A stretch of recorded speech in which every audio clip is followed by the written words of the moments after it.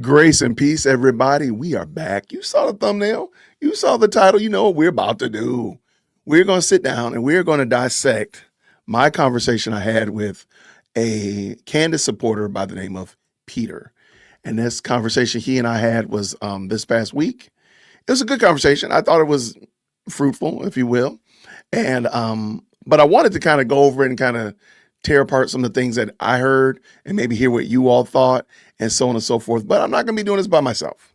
And what I'm going to do is I got a great friend of mine as well as ours that has been a supporter of the channel for a while. And I want to bring her up on as well so we can tap in and talk about it. We got the Lady Luck Club in the building. What's happening, friend? Hey. How are you? Doing? What's going on? Oh, nothing. Hope everybody's well. Happy Sunday to all of you all out there. Thank you so much for having me, with my brother. Hey, no problem. This is a lot of fun. So, all right. So you watched my video with Peter and you had some opinions about it. So, indeed. Well, it's the as I think we kind of touched on a little bit of yesterday, it's just the lack of common sense, the lack of reading, the lack of research, and all that gets some understanding. Yeah, And I don't think you're not he got lying. it because he's not trying, and that's kind of the mentality of the Candace Owens herd. I mean, it's sort of just this whole, let's take whatever she says and we're gonna run with that, even if it means all of us falling off this cliff, knowing that it's gonna lead us to the bottom of an ocean. Like they don't try to figure out, let me get some knowledge to make sure that even if I'm formulating an opinion, it's based on something concrete, even if it's based on logic. They don't do that. Well, I think this is kind of what you hear a lot of people arguing about modern day public education. When before it was taught how to think, now it's taught what to think. And lots of people have kind of embraced the thought that if Candace says it, then it's just it. I don't need to do any more research, any more due diligence, anything of that nature. If she says it, it's the gospel, for lack of a better term. So I do think that's part of the problem is that, and we'll see this as we bring in, we'll go through this video and just kind of parse it apart. But I do think that's part of the problem is like, yeah, I'm not going to think robustly about this. I'm not going to think critically about this. I'm not going to do my own due diligence and check and make sure that what she's saying, as Reagan said, trust and verify. I'm not going to do that. I'm just going to trust it. And I'm not saying that you can't do that sometimes, but let's just be honest. I don't think Candace has earned that at all. Exactly. But no, shout out to the best live chat on the internet. Shout out to them all. We got the Lady Luck Club up in here. We appreciate y'all. We got some folk over on X. We got the people over here on the Lady Luck Club as well as the best live chat on the internet up in the building. Shout out to all of y'all. Matter of fact, all of y'all are part of the best live chat. We've deputized y'all into it, so y'all can be a part of the best live chat on the internet. Let's go ahead because this video is a little bit longer than I thought. So I really like wait, and I didn't edit it. You speed it up a little bit, and it'll. Okay. Well, let me hold on. Then I need to do some. I need to do some jerry rigging there if I'm gonna do that. Because I don't have it downloaded and sped up. So let me do that. I don't have it. I'm just playing it literally out of my recorder, out of my player. But it is what it is. Yeah, I sped it up a little because it trimmed it down like a good 20 minutes. But it was just kind of like, it was something else to hear. And I said, okay, if I hear this again, hopefully he does a breakdown. And what do you know? You popped up yesterday and y'all, I had to act and beg a little bit, but Jay Wick, he spoils me so much. I wasn't going to. I ain't gonna lie, I wasn't going to. I was thinking about it, but I was like, I'm not gonna do that. Nobody wants to hear me. He was like, no. Break down my own video. What in the world? Like, what's wrong with you people, man? It's just imperative for people to hear this in real time when you're presenting an argument and a good challenge. And to hear their responses in real time. It's one thing to read it in the comments. It's another thing to hear this and you can put a face to a name and a voice. And you're like, this is for real. He was for real. Man. Bless He's his not heart. a He was for bot. real. I know, He right? was Bless for his real, heart. man. He was for real about that thing. Good He Lord. was he was for real about it. He meant that That's thing. so You know what? shout Let me out to see. I Jay think I Wick can. for doing that for Oh, you know all of what? us. No, I got it sped up. Okay, we're good. We're good now. Awesome. I got it cooked up. And just let me know. Now I realize that my player actually has a speed up function. I never saw that before. Yay. I never saw that before. So let's bring this in, ladies and gentlemen, with no further ado. All right, you know that guy over there. This is my guest, Peter. This is from the conversation the other day. With no further ado, green hearts in the chat when you can hear. Right. Let's go.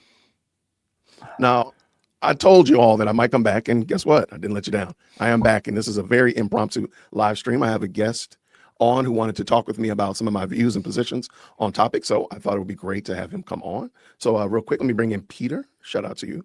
Peter, how are you, sir? Doing all right, man. A little bit tired, but hang in there. Okay. All right. Well, earlier today, I was on Keisha King's channel, just chopping it up a little bit. And Peter was in the comment section. And as I always do, I always let people know, hey, you're welcome to come on if you want to email management, and we will gladly talk with you. So Peter has decided to come on, chose to come on, which I think is perfectly fine. So with no further ado, Peter, I'll give you the opportunity to open up. Tell me what it was maybe that you had an issue or complaint with that I had said, and we'll go from there.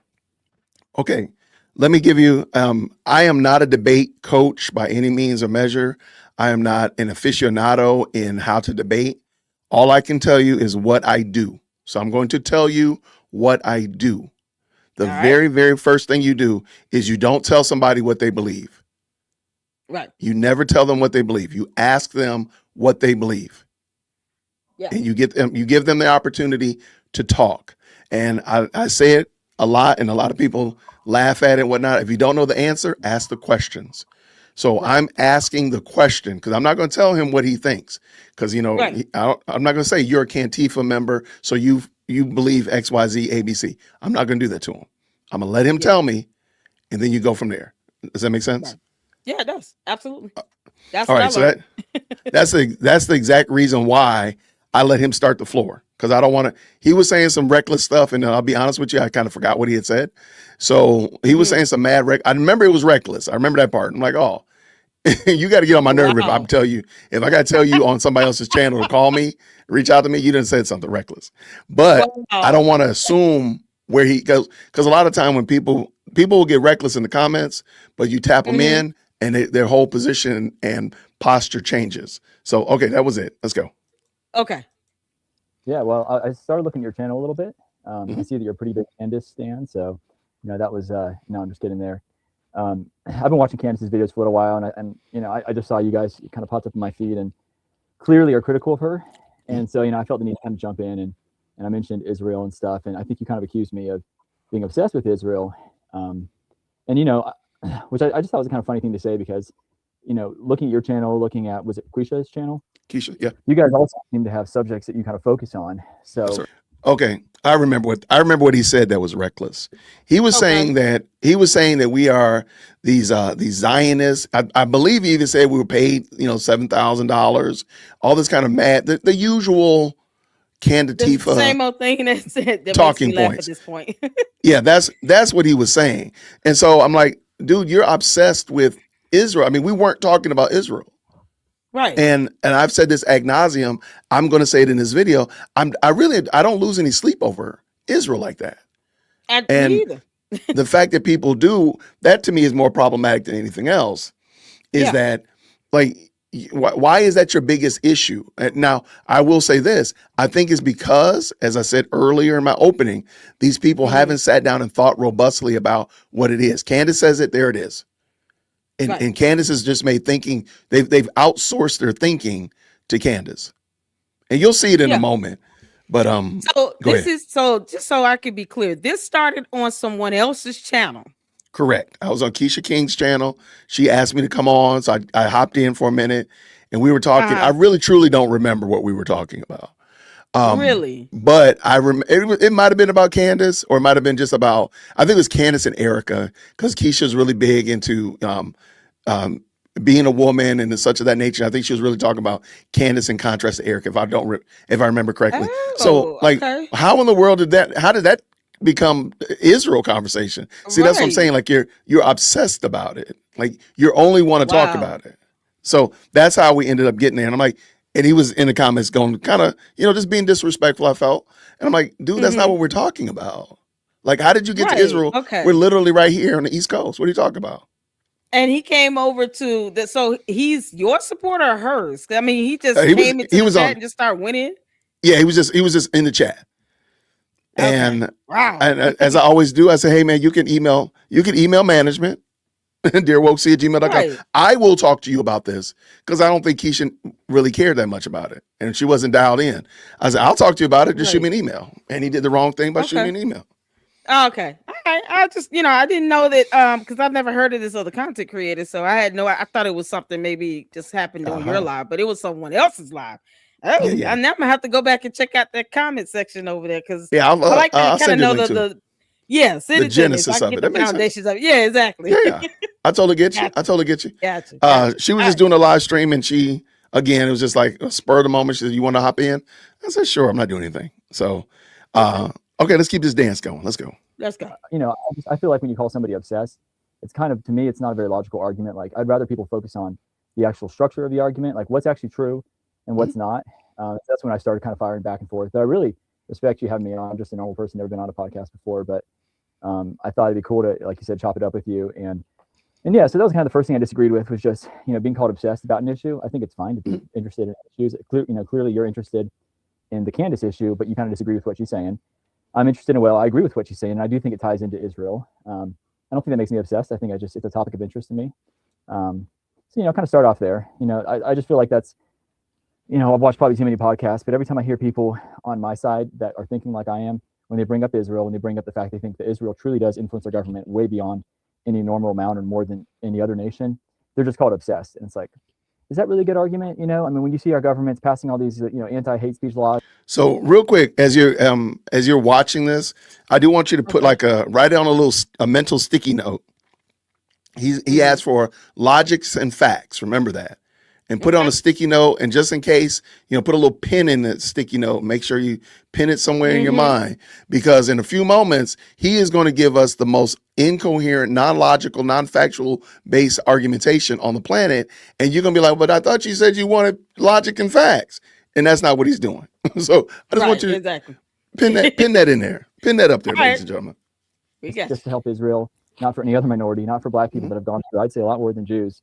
But it's just hate speech, just to help Israel. When you see that Congress, convenes these declarations where they say that, we're not anti-Semitic, and they do this like multiple times a year. And I have nothing against Jews. This is just about Israel, but you just start to feel like our government is super obsessed with. Isn't it funny? Like, he just said, I have nothing against Jews, but this is just about Israel. Why? Yeah, I don't know. And hear me, I'm not the biggest fan of some of the ways that America placates the highly melanated community, Lady Luck Club. But don't we have an entire month? Oh, yes. And then we have other ancillary celebrations throughout the year. Right. What month is the Jewish month of celebration? I'll wait. Exactly. I don't know. And I'm like, you do realize that didn't make any sense, what you're saying. Not at all. Not a bit. No, I think they do quite a bit for, I think they do more than enough for many people groups. And but who's to stop? Who's to say that that's the limitation? I mean, we could celebrate Black History every day of the year if we wanted to. No one gets to suppress that. But I think what is he expecting at this point? It's like he wants the U.S. to do something about Israel. Well, what exactly does he want done? He wants the U.S. He wants to make the argument, and I'll let him say it. I mean, he's going to say it in a moment, that basically, or he said it a moment ago, please forgive me, that the Israel contingency, the Jewish lobby impacts and influences American politics way more than we realize. I said, okay, I got you.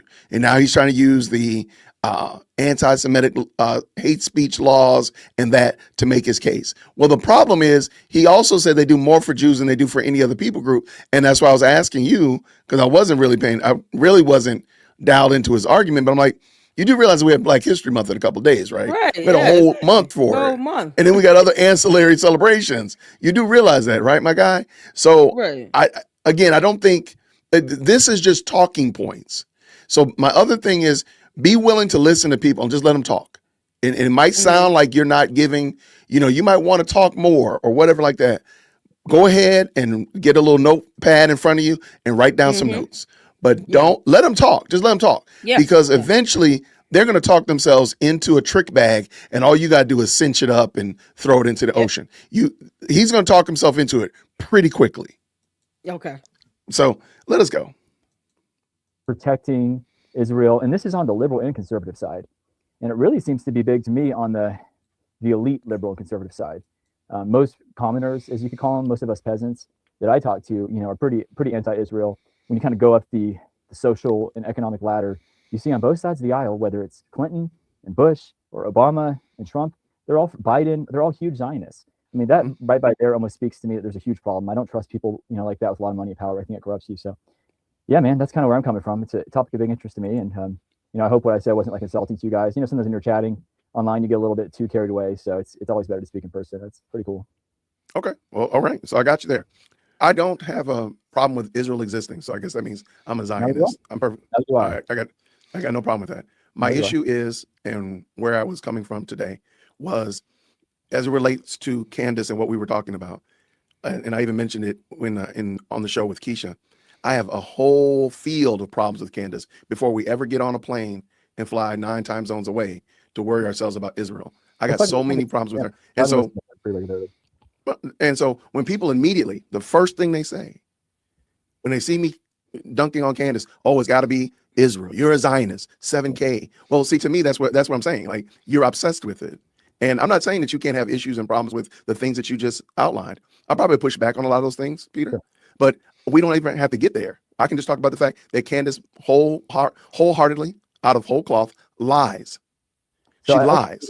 Okay, and this is where what I'm, and feel free to tap in, Lady Luck Club. One of the things that, and if you're just tapping in, we're just going over a video that I did, a interview, a conversation, whatever, that I had with somebody that supports Cantifa, and I wanted to just slice apart their argument. And Lady Luck Club asked, could we do it together? I said, not a problem whatsoever. I said, be willing to just allow, if you don't know, don't tell people what they believe. So you just ask them what they believe. If you don't know the answer, you ask those questions. And then you allow them to just talk. It's going to hurt you, especially if you're somebody like me that likes to talk, to let them just talk more than you and let them just get it out, because they're going to talk themselves. And I really believe that most people who support Candace have not really thought about what they're talking about.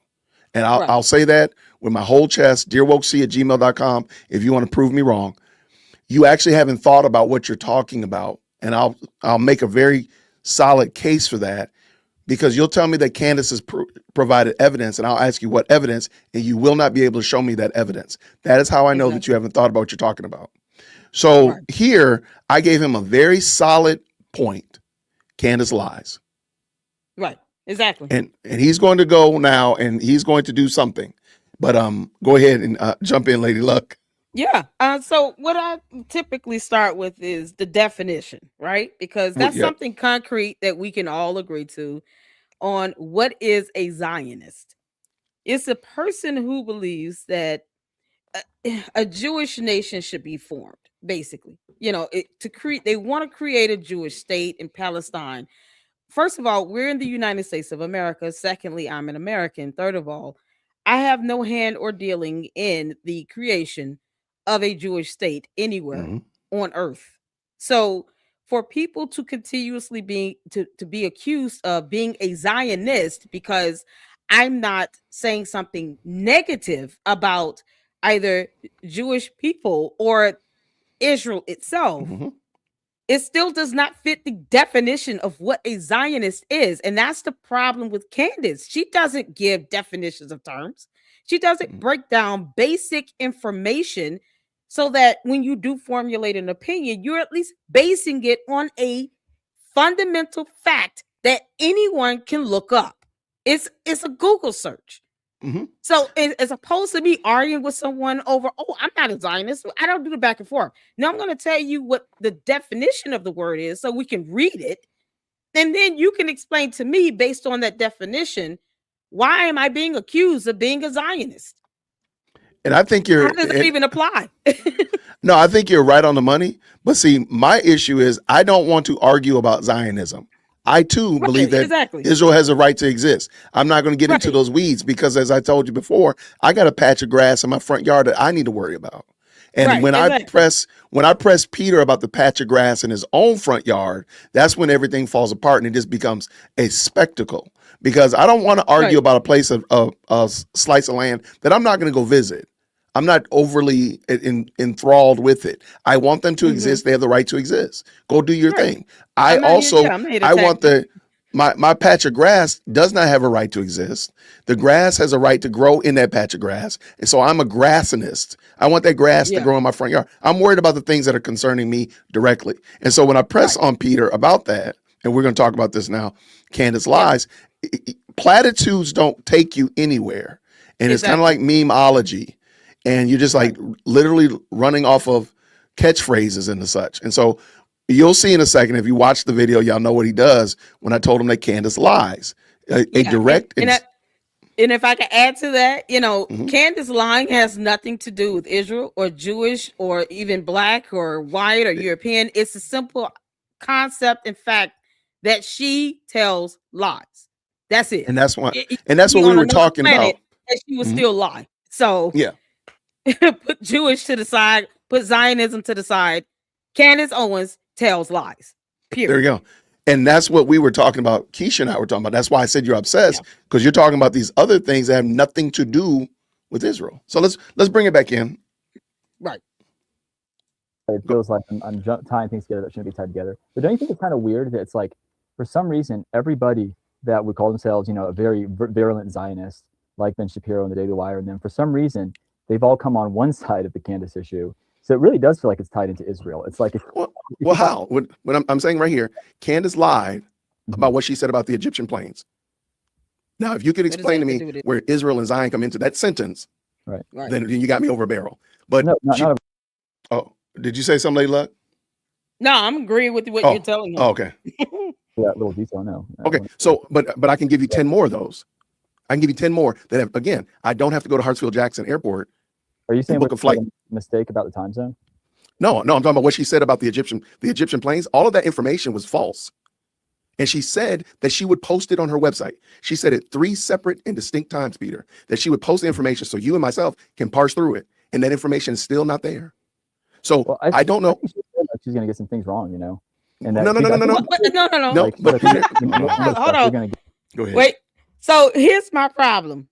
When they sit here and you're able to prove that she lied about something, the difference between the word lie and get something error, wrong, or you're making a mistake or an error, it's a matter of intent.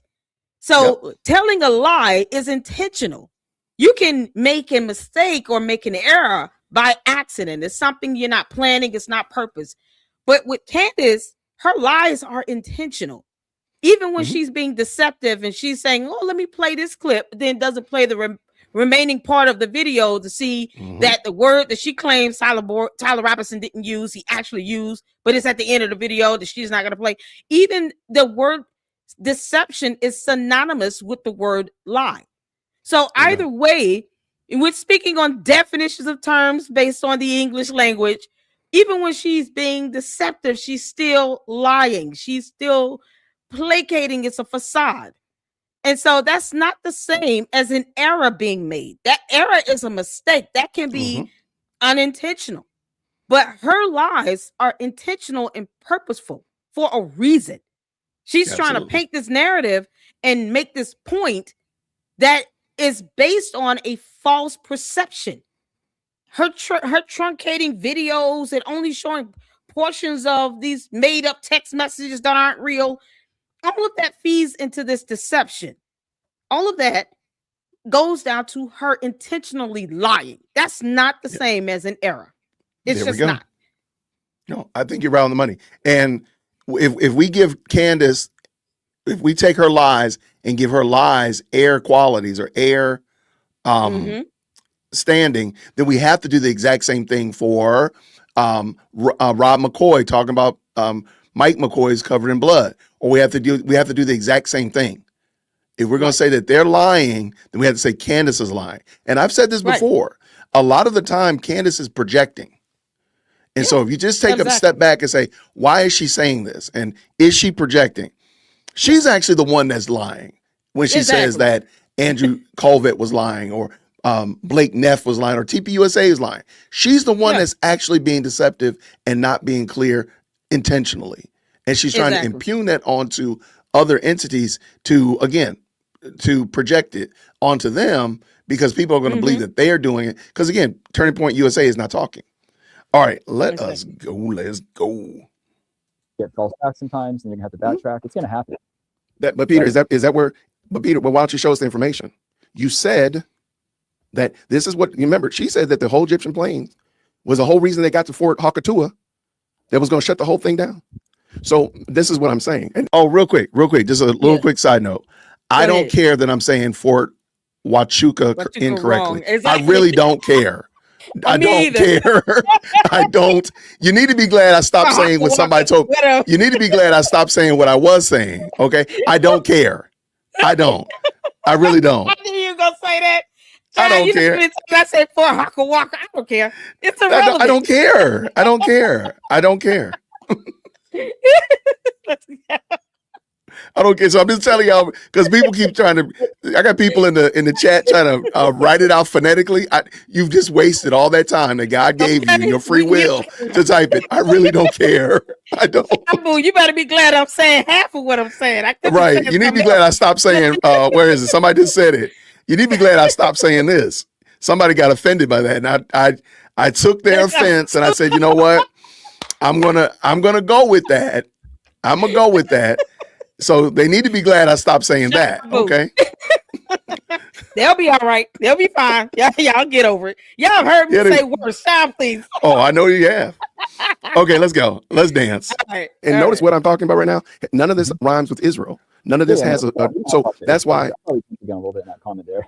No problem. So that's why when I say that somebody's obsessed with it, I'm like, you're not even listening to what I'm saying. I'm saying that the woman lied to you. I'm saying that she's pulling out a whole cloth, telling you stories and such of that nature that have no bearing whatsoever in reality. Now, again, we can have a whole sidebar conversation about the little sliver of land the size of New Jersey, but that's not what I'm talking about. Yeah, no, we can talk about Candace, because I mean, I don't remember specifically about she was proven wrong about the Egyptian plains. I haven't watched her like every single night. I've watched her. I hate to say it, but I have. Yeah, so I see. I wouldn't want to call you obsessed or anything. Obviously. Hey, feel free. You're welcome to say that, and that would be a reasonable point to make. You can say that. I had time to watch like your last episode you did before I jumped on this with you, and I felt like that's the only kind of deconstruction of an argument that I've seen so far on your side. Okay. But what I did see is you kind of just brought up that she had broken contracts and NDAs, and I don't know, that doesn't mean a ton to me, because I feel like NDAs are kind of used to bully the small people by large companies anyway. So I mean, that's the only thing. I haven't seen obviously any other. I don't. Nope. Where no, you get that from? I don't. And again, it's an attempt. I wouldn't have said that NDAs are used. He has this perception, this David versus Goliath perception, that anything big is bad, and everything small is good. TPUSA is big, Candace is small. That means Candace is good, TPUSA is bad. That's his narrative that he pushes out. But go ahead. What were you about to say? So that means that Candace is bad and we're good because we're smaller. I guess so. You know what? You're right. We can go there based on that flawed logic. Okay, so we're good. She's bad. That's it. Because based on his logic, he said it. That settles it. We're good. He's bad. She's bad because we're smaller. But here's my thing. When he sits here and talks about an NDA and all this stuff, most companies don't want to hire someone that's going to come in and defame them as a company, as an organization, and trash talk and bash them, because it then brings up the question, why are you even working for them? If you're going to work for a company and all you're going to do is go out on social media and defame them to the point where it hurts their bottom line, it hurts their business, then they don't have to have you on board. It's an at-will employment opportunity here. Why choose to work for someone? You're just gonna. It's like you're miserable, and then you want to complain about it, but you're not doing anything about it. Most I companies concur. have that type of confidentiality agreement where And they want you to be careful about what you do on social media, especially when it comes to how that reflects on that organization. Most major companies have that. What is he talking about? And keep in mind also, NDA doesn't mean also always just saying bad things. It means also disclosure. It's a non-disclosure Right. agreement. So if we have Exactly. proprietary technology and I'm working in the Right. proprietary technology department, they don't want me sharing it Exactly. with their competition. I mean, it's Right. really that simple. So Yeah. there's more to it than just that. And I'm pretty Right. certain, I don't know what Peter did, but I'm pretty certain wherever he worked, he probably had, unless he worked, just as a wrench turner or a hammer swinger, he probably worked in a field or a position that probably has some kind of proprietary concepts, Mm-hmm. proprietary information they don't want shared with their competition. Right. So I Right. don't think that was I can't release the financials of my company and knowing, that they are probably doing business with contractors and vendors that might give somebody a leg up and create right. some sort of unfair competitive edge. It's like these are things that you learn just in the working field period. When you start going out and getting a job and you start working, whether you have a job or career, however it is, those are just standards across the board. When you sign those documents to work for that company, you will see that language throughout it. They don't want you to disclose information, like you said. An NDA is not necessarily defamation. You're right about that. It Yeah. could be just confidential information. They just don't want leaked out. We have to take training classes on recognizing phishing scams because you Hmm. have scammers and con artists trying to put viruses on software programs to get information from this company to Yeah. use it to their advantage. So, of course, they're going to have something in place where they don't want their own employees out here recording information that's supposed to be confidential and then Hmm. releasing it because they're mad at the CEO or they don't like this vice president. Like, it's get out of I here. You're no hurting it the bottom line of the company overall. Why do that? Why would they be yeah. okay with you doing that? And I think we've said it ad nauseum, and I'm pretty sure a lot of Mm-hmm. people are in the chat are chiming in, whether it be HIPAA. As a former school teacher, we had certain things we didn't talk about, we couldn't discuss. Mm-hmm. Personal record. I mean, not talking about a student's grades and whatnot out in public is really a form of NDA. I mean, in Yeah. a general sense, I've talked about things that my students have done, but I do my very best not to discuss their names, talk about in any Mm-hmm. kind of identifying things of that nature. That's kind of like an NDA. Exactly. I'm not under Yep. NDA any longer because I've retired and I'm gone.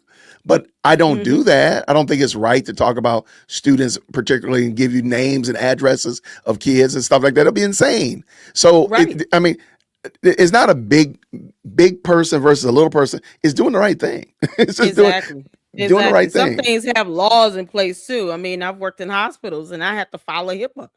Like, Yeah. it's just is what it is. Most people don't need to know, personal identifiable medical information. It's what is it going to do to help your life? This person has the right to privacy.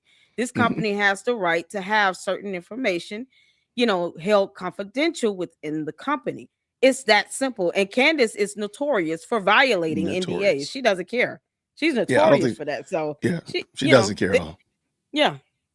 All right, let's Like, so dance. you could raise some good points. I'm not gonna say you And didn't. so let's just say that you work for a paint company. You have Peter's Paint Company, Mhm. and you own a paint company. You have a relationship with Sherman-Williams. You have a relationship with Bayer to buy their paint from you. And if they break that contract, I think you would be pretty miffed, even though you're a pretty reasonably small size company. You got 10 employees, and they break that If I thought contract. They don't do something. their founder, So your friend of mine, and they killed him for financial reasons, then I would probably wouldn't care about an NDA or a contract. let me finish with where I am.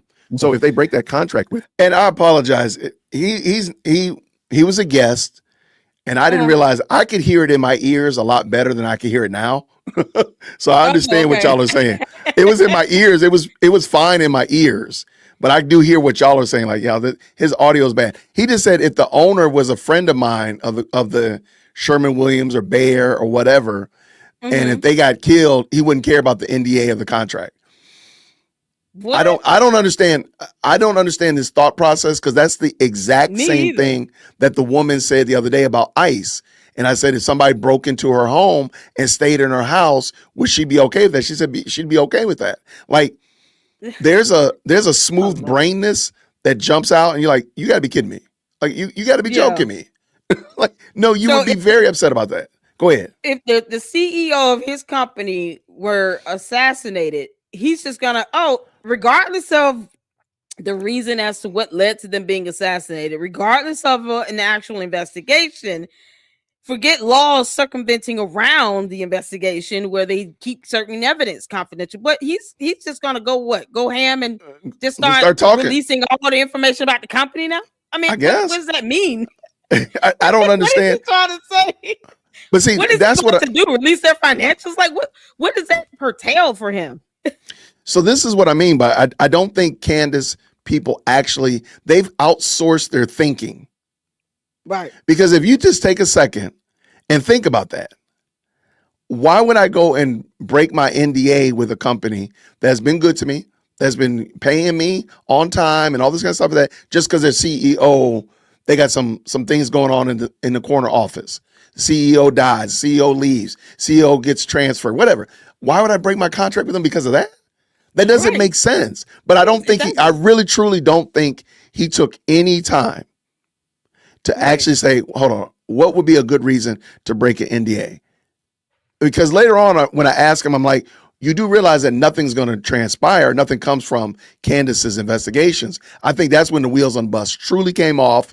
The bus is flipping over down the hill Mm-hmm. on fire. Because he never thought about the fact that what Candace is doing doesn't actually lead to any kind of, is not going to lead to It's not going to anybody lead to going to any jail. arrests, nothing. No, Exactly. It will have it's no sway not. in the court of law. Not Uh-uh. at all. The judge will not care about anything that Candace thinks she is doing. The Mm-mm. judge does not care. He doesn't And I care. don't think people have actually thought about that. That this stuff, what she's doing, this is not an investigation. I do think that's It's why not. she has stopped using the word investigation so much. She used Oh, to she use heard my video. I She call used her to an use impersonator. investigation, right? She used to use investigation quite a bit, but she doesn't use it that much. I'm wondering if that's because she realizes she actually isn't an investigator, and maybe it's because Right. of you, but Yeah. also just the fact that this isn't leading anywhere. All the stuff that you're doing Exactly. about TPUSA and dragging Erica Kurt through the mud. Guess what? Tyler Robinson's still going to be in jail. Yeah. Tyler Robinson Exactly. he's still fighting to get rid of videos that incriminate him. He's still fighting Mm-hmm. tooth and nail. So guess what? Everything that you're doing for Erica is not really it doesn't lead anywhere. So then the next Exactly. logical question somebody should ask is why is Candace doing this? Why is Candace doing this? And I She's a think that gossip blogger. yeah, if you ask that question, I do think you will, and you're honest, I do Mhm. think you'll start going down a road that you'll be like, this isn't leading anywhere. What she's Exactly. doing doesn't result in anything. Nobody's gonna, just like the Macrones, nobody gonna go to jail because of that. Now, one thing is gonna change. Only thing she's done is mucked up and figured out whether or not dude looks like a lady. That's it.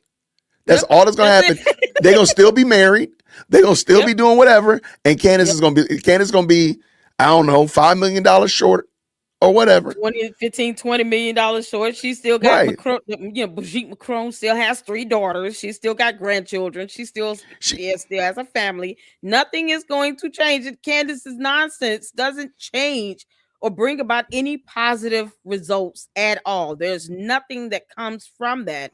And at this point, her calling herself an investigator and the way she was moving with trying to force interviews and trying to get information that she was not entitled to out of people, it was fitting the actual legal definition of an impersonator. And mhm. so when I know I've talked about it a few good times in videos and on X, and when she started realizing, like, okay, if you're asserting yourself or asserting this power and authority, you're still fitting the definition of an impersonator. So Oh yeah. calling yourself an investigator as if you are a CIA, which is a federal investigator, would be a felony. It's a crime, period. And if the average reasonable person listening to you can perceive and walk away Mhm. having believed that you actually are an investigator, you fit the definition of an impersonator. Impersonating. And they would not hesitate to bring charges against you. So she had to change it up. Now that's why she's gone on this trip about, oh, I'm just doing journalism. It's all about journalism. I'm trying to just do some Well, reporting in journalism, because she's trying to force it underneath the guise of, I'm just a journalist reporting. well, keep in mind she does not have a degree in Oh journalism. no, she doesn't. Not at So all. yeah, people might want to. I don't think that's any Yeah. better. I don't think saying that you're a journalist is any better, because you're not actually you're not degreed nor trained in that field. Just something to think about. Exactly. Let's go. Yep. To- I think you would agree that that contract and them breaking that contract and you now having the power to file a civil case against them Mhm. is fantastic. Is that They have fair? the right. They have the right, absolutely. And I think Okay. Candace, it's just like, if I have to pay money, it is what it is. Let me point out something to you. Candace made it very clear that if I don't give information, then I'm lying. Yeah, I saw you. So if I withhold information from you in this discussion that we're having, then I'm lying. Okay. That's her argument. If I need to, I can bring in the little clip where she talks about, I don't No, like little lies. I remember her saying Right? that. I saw what you Okay. said. So wouldn't it be fair to say that Candace was following her own logic and her own argument Mhm. that she lied by not telling people, by the way, I am under contract with TPUSA at this current moment as I'm talking trash about them? Would that not be considered a lie? I saw you say that exact thing. So I actually thought about this point, and I can sort of see your point, but at the same time, I just don't know how relevant it is to the broader point she's making. Well, I can challenge it. What if she didn't want to just give ammunition to TPUSA? She's like, shit, they do have me over. So he's saying, what broader point is she making? That's the question. I have no clue. He's not even And he's not even expressing what her point is. All these months he's been listening to her. He's absorbing her talking points and repeating them almost verbatim. And he still has not vocalized what her broader point is. Because originally, wasn't she supposed to be looking into this to tell us who's the actual shooter? Mhm.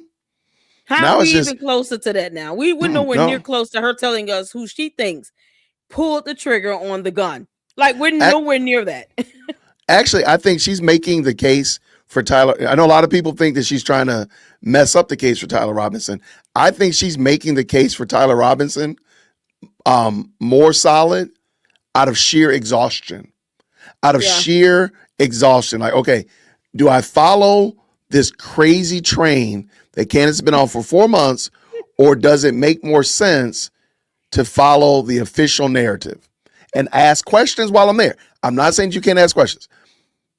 I'm going to go with the official narrative because I just don't have time. Like, we are no closer to knowing anything than we were the moment Charlie Kirk's body hit the ground from Candace. Then we are, I'm good with learning through the Tyler Robinson trial. I'll learn from there. There's no reason for me to believe anything else, these ancillary stories. And I just think that it's just muckraking. But yeah, I don't see. She hasn't been bold enough to come out and just say that, because she knows that her cult base are going to give her some serious backlash. Oh, it's like what she's doing with Erica Kirk is throwing them red meat. It's like, let me satisfy this appetite, even though I can't, boldly admit that I don't know who else pulled the trigger on the gun. So for right now, I have to believe that it's Tyler Robinson. Like, she can't just say that, right? Because it's going to make all of them mad. So she attacks Erica Kirk because she knows that's something else that they want her to do. They want her to attack Erica Kirk, TPUSA, everyone that works there, or tell us who the shooter is, which she cannot do. So for what she can do, that's what she's doing. That's why she's, lying by omission. Yeah. But remember, she doesn't lie. Barrel. But I'm not going to put it out there for them just to take advantage of it and sue me. I'll wait for them to take advantage of that on their own. To me, it doesn't really negate the fact that the way TPUSA has been acting seems very fishy to me. And all those things seem like minor things in comparison. Well, if we're going to start agreeing things, and a lot of the things that she claims that they're moving fishy, they actually haven't said anything about. So the only reason we know, quote unquote, that they're moving fishy is the translation of Candace. And I think we now know that there's she actually has a dare I say, a little bit of incentive to not be as truthful about how she explains or how she reports what TPUSA is doing. But back to my contract situation. If she was being upfront and honest and saying, by the way, I'm under contract with them, and she would have been, that contract was for 3 more years. If they had, so she would have been able change your thoughts on her actual argument at all? Because to me, that would just make me think, okay, well, she's being a badass. She's speaking out against this company, even though she knows she could get her in trouble. Like, does that Yeah, really but then she goes Billy Bad backside and immediately says, "I'm going to ask my audience to pay my bill for me." Well, That's not. No, you didn't hear that. Anybody do that? I mean, No. I'm not gonna talk trash about Peter and be like, "Pete, come sue me, man, come sue me." Hey, by the way, everybody, please make sure you like, share, and subscribe, and hit that donation button because Peter's gonna sue me. That would be crazy work. I guess if you say so. But, I mean, am I making He that? said, I guess am I if you can being- say so. Okay. Okay, I mean, He just like kind of brushing things off. Any point you bring up, that's a valid point that can be substantiated with evidence. He Mhm. brushes it off, and it's like, well, what is Well- that? See, I think for me, I just don't do whataboutisms. And that's I hate what he's doing. whataboutisms. It's heavy whataboutisms right now. Well, I think, but what does that have to do with it? But what about this? But what about it's irrelevant. Answer the direct question, and let's figure out exactly what you're trying to say with her broader narrative here. Because if you can't tell us that, everything else after that is moot. It's irrelevant. If you can't say what her actual broader point is in this, we know she can break an NDA. We know she doesn't care about contracts. She's been fired 3 times. We know those things. Like, that girl does not care about. She'll take She a really termination don't. in a minute. She doesn't care. Those are things we all can say because it can be factually proven. But Absolutely. for her to speak out against TPUSA, what is that supposed to be doing? What is the end goal result? What is the point of that? She's breaking another contract. It's what she does. But what is the purpose of her breaking that dogging out contract, right? TPUSA and then risking this contract being yet again violated? What's the purpose? He never gets to that at all. He doesn't even tell us what her point is. And he's supposed to be a follower. So again, I think one of the things is, and I said this before, allow them to talk. A lot of people who support Candace literally just run off of talking points. They run off of, vibes and feelings, right? So let them just talk, and you'll realize like you don't actually have a case here. You really don't have an argument. And so we'll see more about it in a moment, but that's why I let him just talk. Like, just go ahead and talk and go ahead and do what you got to do, my brother. Exactly. Am I being, too? It doesn't change, I guess, anything about the fact. If you think that Candace is onto something, that TPUSA had financial reasons to potentially off their leader, and that the government. Wait, just stop and think about that sentence for a second. But that's not just think about that sentence for a second. Yeah. That sounds insane to say that somebody. Yeah, this is a crazy thing to me, and I think I lost you for a second. What happened? I don't know, man. I don't know what happened to my camera. I don't know what happened to my camera. Go ahead. Yeah, we can hear you. Okay, so can I ask you this? Because this is the crazy, I listen to too many podcasts while I'm working. So he threw out, and this is a very common Candace thing. They got like lyrical ADHD. They just throw out things without any substantiation. He literally just said TPUSA had their leader assassinated. Yeah, a financial reason to have their financial. And I'm like, well, hold on, my guy. Wait, hold on now. We might need to really unpack that. Like, you really got to explain that, how that works. And I bring this up because that's insane. Okay, I don't believe that at all. And I mentioned this to some other content creators today, that there's an organization called Wrath and Grace, and it's a parachurch ministry that helps get information to churches about how to address cultural phenomena. And it was led by Pastor Vodi Bakum. Well, Vodi recently passed away as well, soon after Charlie Kirk. And he was the bedrock of this organization. And they are really having a hard go at it now, because literally Vodi was the draw. He was the name that supported this organization, Wrath and Grace. And so they're in the exact same situation that Turning Point is in, except they don't have an ignorant Candace, but they're in the same point where they're trying to fundraise and still try to do the things that they're supposed to do. They're extremely small. They're not very big at all, but they're really trying to make a go at it. And so I bring that up because why would Wrath and Grace, what they're saying is that, there's a great benefit in getting rid of Vodi. And the fact of saying that sounds like I'm mentally retarded. Like, I feel like I need to go read a book or something because I said something that's stupid. But that's what they're saying Turning Point did. Right. And it's like he created the company people supported TPUSA primarily for him. He had more supporters for him directly than TPUSA, the organization, had I agree. itself.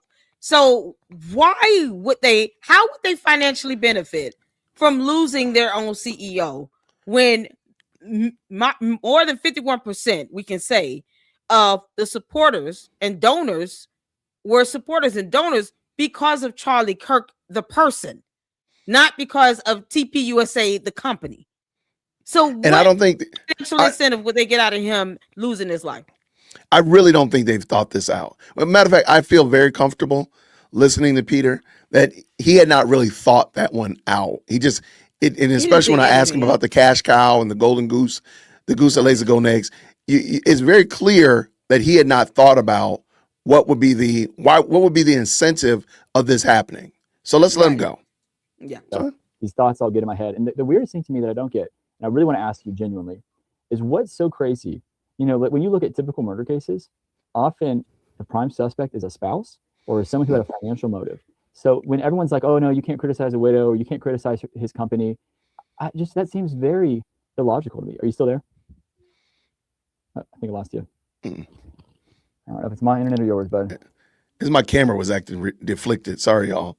Don't worry about it, brother. I'm right here. I can hear you. I don't know what happened to my camera, though. Okay. But I don't know what's up. Yeah. Stop acting crazy, camera. Did you heard that? Like, that's my I heard you. Like, what's crazy about that? I think like when a spouse is murdered, like half the time it's the spouse. Like, it's not a crazy thing. That's not true. No, it's not. That's not true at all. That's not the first person they look at when it comes to questioning, and based upon the circumstance. See, here's the thing. Right. The circumstance, the location where he was assassinated in front of 3,000 plus people on national television. It would be different if he were in the home, in the bedroom, and she's the only one there, and the kids are in their room and they were asleep. Right. The circumstance does change who they look at initially as a suspect. You're talking about a situation where he was assassinated, and she's at the hospital with her mother, which hospitals have camera footages. So if they wanted to really prove what she was, they can. They can use her cell phone to track her location. They have hospital security camera footages to see her and her mother go in and out that hospital. So she could prove she was with her mother the moment he was shot and killed. So for them to say, oh, it's automatically the wife, that's not how they conduct investigations, and that's not how they typically consider or rule out a suspect. That's not how it's done. Let me also jump in, because the smooth brain of Candace on Friday introduced a whole new I never knew she was a fan of Kobe Bryant. I didn't know that. But Candace is a fan of Kobe Bryant, and now she's an aficionado, a disciple of Vanessa Bryant, right? And she was talking about Vanessa Bryant. She's such a wonderful widow. She's such a great widow. She's the bestest widow that ever widowed, right? The only problem is Vanessa Bryant is a widow by way of an accident, which is 1,000 times different than the widow by way of an assassination, a direct murder. There's a whole different game. So for Vanessa Bryant to be suing and suing people right off the rip, that makes perfect sense, because it's not a murder case. It's not a crime. It's an accident. It's a civil. Whereas here, this is a crime that hasn't been a criminal case that hasn't been teased all the way out to find out who actually did it. Did Tyler Robinson do it? And so therefore, they can't be suing people left, right, and center. So those little short little nuances, I think, again, I'm sorry. I truly believe Candace doesn't get any kind of counsel. She doesn't talk to anybody to bounce ideas off of. She just literally says stuff. I think when she just says it. When I think she just says whatever she's, and then I'm always the one, because I know you listening, girl, that says that her shows are pre-scripted and pre-recorded, because they are. Because if you allow her to just fly loose off the handle, it probably would be 1,000 times worse. But for her to even try to compare one grieving widow against another grieving widow, to me, it's just soulless and heartless and disgusting to begin with. You cannot sit here and say that this one grieving widow should not be grieving in however way, shape, form, or fashion they do it, because you think that they should be doing it based on this other grieving widow over here, even though the circumstances that led to the husband's deaths are completely different. It is just disgusting. It's inhumane to sit here and to try to control someone's emotions, to try to control an individual to say, you shouldn't be grieving this way. You should be grieving this way. Well, Candace doesn't pay Erica Kirk's mortgage either. She doesn't have to take care of her kids. She doesn't have to buy her food or clothes or anything. So for her to have the audacity and the gall to think that Erica Kirk should be living her life based upon what Candace Owens thinks is in and of itself completely soulless and heartless. And her supporters think we're supposed to care about how Candace Owens feels. No, we don't. We owe her nothing. We don't owe her a thing at all. Not even a little bit. So neither does Erica right on Kirk. the money. This is crazy. It's like, if that's what she's doing, it's like Mean Girl on steroids. And you're going after grieving widows that lost her husband. At the end of the day, Erica Kirk would rather her husband walk through that door. She would rather her husband, the father of her children, come home. She would rather Charlie Kirk be the CEO still of TP USA. She would rather have him here. But the idea that, oh, well, you're not grieving this way. This is a real grieving widow here. It's disgusting. But Candace does not have to tell her 4 kids while their father is not coming home. Correct. She doesn't have to do that. So until she is in that position, which I hope never happens, she will never understand it. And it's disgusting that she is trying to give this false perception as if she does understand. And now she's trying to compare and control how someone grieves. It's just ridiculous. It's ridiculous. I'm gonna let him finish, but it's ridiculous. Yeah. It's just ridiculous. It's not like a crazy thing to call a spouse a suspect. It happens all the time. Yeah, but they're the first ones immediately that are ixnayed off of it. Let me ask you this question. Let's stick with the idea that you're proposing and pushing out. Why, if you're trying to say that TPUSA had a great benefit in doing this and such of that nature, why is it that the story, we wouldn't know anything about these quote unquote donors that were losing money or any of that nature, except for us going into another area with the story? Because it wasn't common knowledge. So it wasn't going to be like something like, hey, immediately, oh, y'all, donor Bob stopped giving money. But it wasn't. Unearthed a lot of those things. I apologize. Candace did unearth a lot of those things. Like, let me ask you a question. But they weren't trying to show those things. So help me understand immediately again, because you're not giving me money, because you're not accepting my money. I apologize. Well, and I was trying to point out, and maybe I wasn't clear because I'm listening to myself. I'm like, I probably should have said it better. If Turning Point was losing money, why would they delete the golden goose and they're in the process of losing money? How did they know that deleting the golden goose was going to increase the money flow? That's what I was. Exactly. That's what I was trying to say. I didn't do a good job saying it. No. I was just trying to, because his volume is not all that great, and then I'm sorry, interrupting you. He's interrupting you and talking over you, and it's like I can't even hear what he's saying at all. So that's why I was like, wait, what? He said something, I just didn't catch it. So and I apologize, y'all. When we had this call, and again, when people are calling in and they're not, podcasters or whatnot, they don't have good mics all the time. It sounds fine in my ears, and I did not know that it didn't sound good. No, it's okay. That it didn't sound good. And then let me get free frame. Look, I'm an equal opportunity offender. I'm a freeze frame. I'm gonna snatch my own self. I got myself that time. Don't worry, I got myself that time. All right, I got myself. I'm gonna add it to my ever. He's in the middle of calling Peter an idiot, but he's just. I think so. I think that's what I'm about to say. So I got myself. I'm gonna add myself to the large file that I'm gonna turn into the year-end shenanigans. Okay, we are now going to have you delete it. Help me make that make sense. Because you're not because they wanted to give money and control the organization. So for what? Like what would be the benefit of us deleting Charlie Kirk, who, by the way, is the biggest supporter of our platform? Hold on one second. But wait, I'm sorry. He just literally wrote a book on how to practice the Sabbath. Nobody was sitting there. Give me a second, Pete. Give me a second, brother.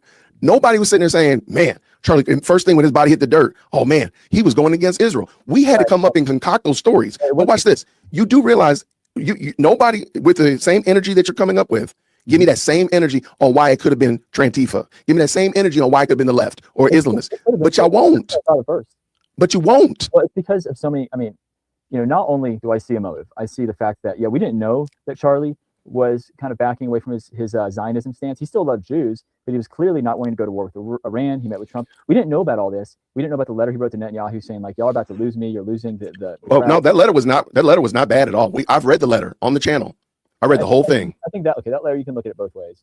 But no, the letter was literally telling him how to use TikTok to reach out to young voters. Tell me what. Yeah, I'm sorry. So another thing that he likes to do. I read that letter too. He just kind of skirted over what the letter actually said. We don't need to make up what the letter said. We can read it. Like, what is wrong? Well, this is the problem. You know what the problem is, right? You know what the problem is, right, Lady Luck? What? Peter didn't read the letter. Yeah. He's literally going by what Candace has said about the letter. Again, for me to say I read the letter, and that's why he didn't like the fact that I said I feel very comfortable. I've watched just about every single video that she's done since Charlie Kirk's body hit the ground. Mm-hmm. I don't like her interviews, but I've watched every video. So you're never going to tell me that I haven't watched them. And for crying out loud, I watch them with the best live chat on the internet. Everybody has seen me watch them. Yeah. So exactly. when somebody ill-informed comes in here and says something ignorant like that, and you say, well, no, wait, did you read it? In a moment, I'm going to ask him, did you read the charging documents? That's yet another thing. I don't know what this gentleman does, but maybe you should do the... They don't read at all. They just literally go on. What she says settles it in their mind. She's God. She's right. That's it. It's like, dude, you can read this on your own. You don't have to tell the rest of the code that you read the letter. Just read the letter so you can be informed of what it says, and you don't have to assume what it says. It's better to ask than make assumptions. It's better to be informed and to just read it than to theorize it. Just read it. No one has to know. Also, and again, and I tell y'all right now, it doesn't matter it doesn't matter where the person stands. Just be able to ask questions. Okay. And be willing to stop and listen. Later on, I'm going to ask him about that infamous $250 million, the $250 million argument. And I ask him to prove to me where he gets it from. And I sit and wait. Mm-hmm. And I just sit and wait. Like, no, find that. Yeah, exactly. To pull it up. Oh, and he completely loses his mind. Don't, I mean, because again, the $250 million is not true. But by throwing it out there to him and say, well, can you show me? Because again, where did he get that from? He got it from Candace. Exactly. And Candace never showed any proof or evidence of that. So therefore, you ask them to show, where did you get this from? Exactly. Show it. Because what you're saying is that they raked in $80 million every month for the last 4 months. Stop and think about that. Child. That doesn't make sense. It doesn't. And I mean, honestly, they could pull up the tax documents to see what they're averaging about, and it has to be logical. It has to line up with what's trending. It has to line up with previous data. They just come up with numbers. Like Candace doesn't know the difference between the letter N and the number 9. She said that. So it's like I wouldn't trust her math either way. So I just want to throw something out there. Shout out to this person right here that said the Grammys are starting. Can't wait to see the drama. LOL. I just thought about something. Don't people sign an NDA to go to the Grammys?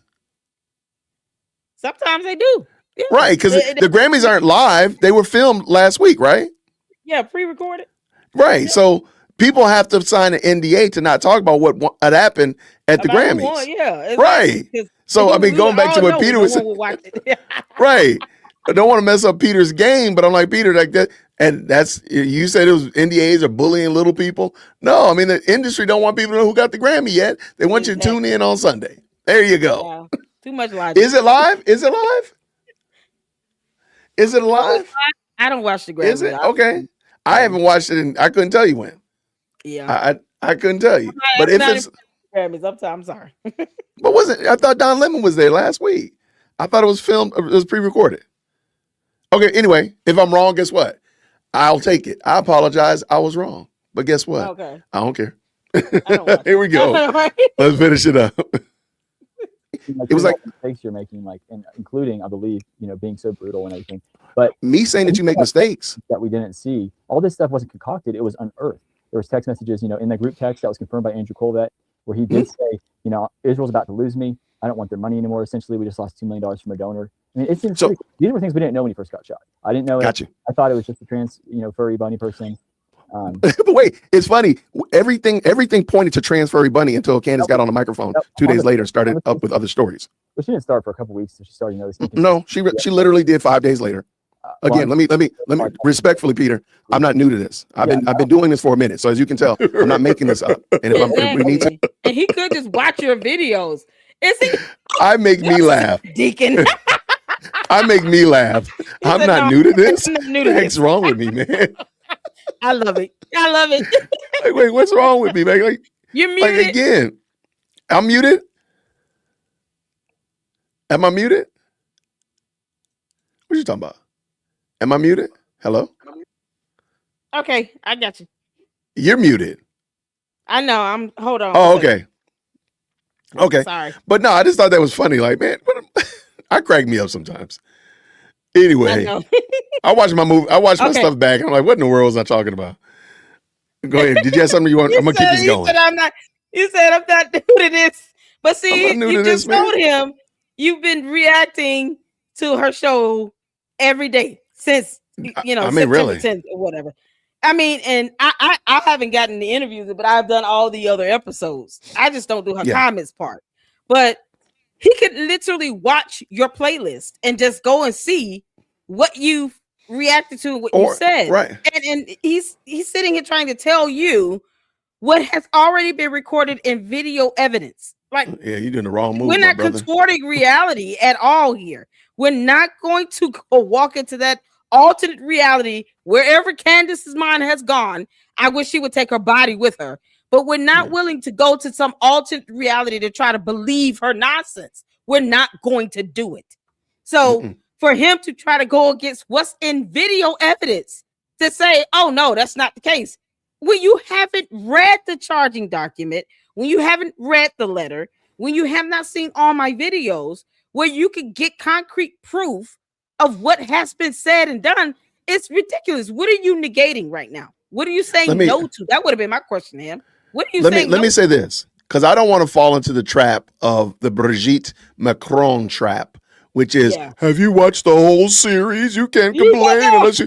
I'm not going to do that to him. I'm not going to do that to Peter.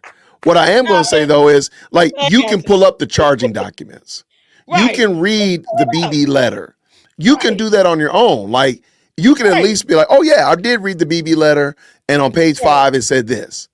Or I did read the charging document. I'm not really clear about what they're saying on the 19th, in the 19th paragraph, whatever. But to have read nothing. And I pull this person up right here. Shout out to Francisca right here. So he didn't read the letter. You could put letter, BB letter, charging document, fill in the blank, anything. Right. And form his own opinion. Just following Candace Owens' words blindly. That's it right there. That was the problem. Did.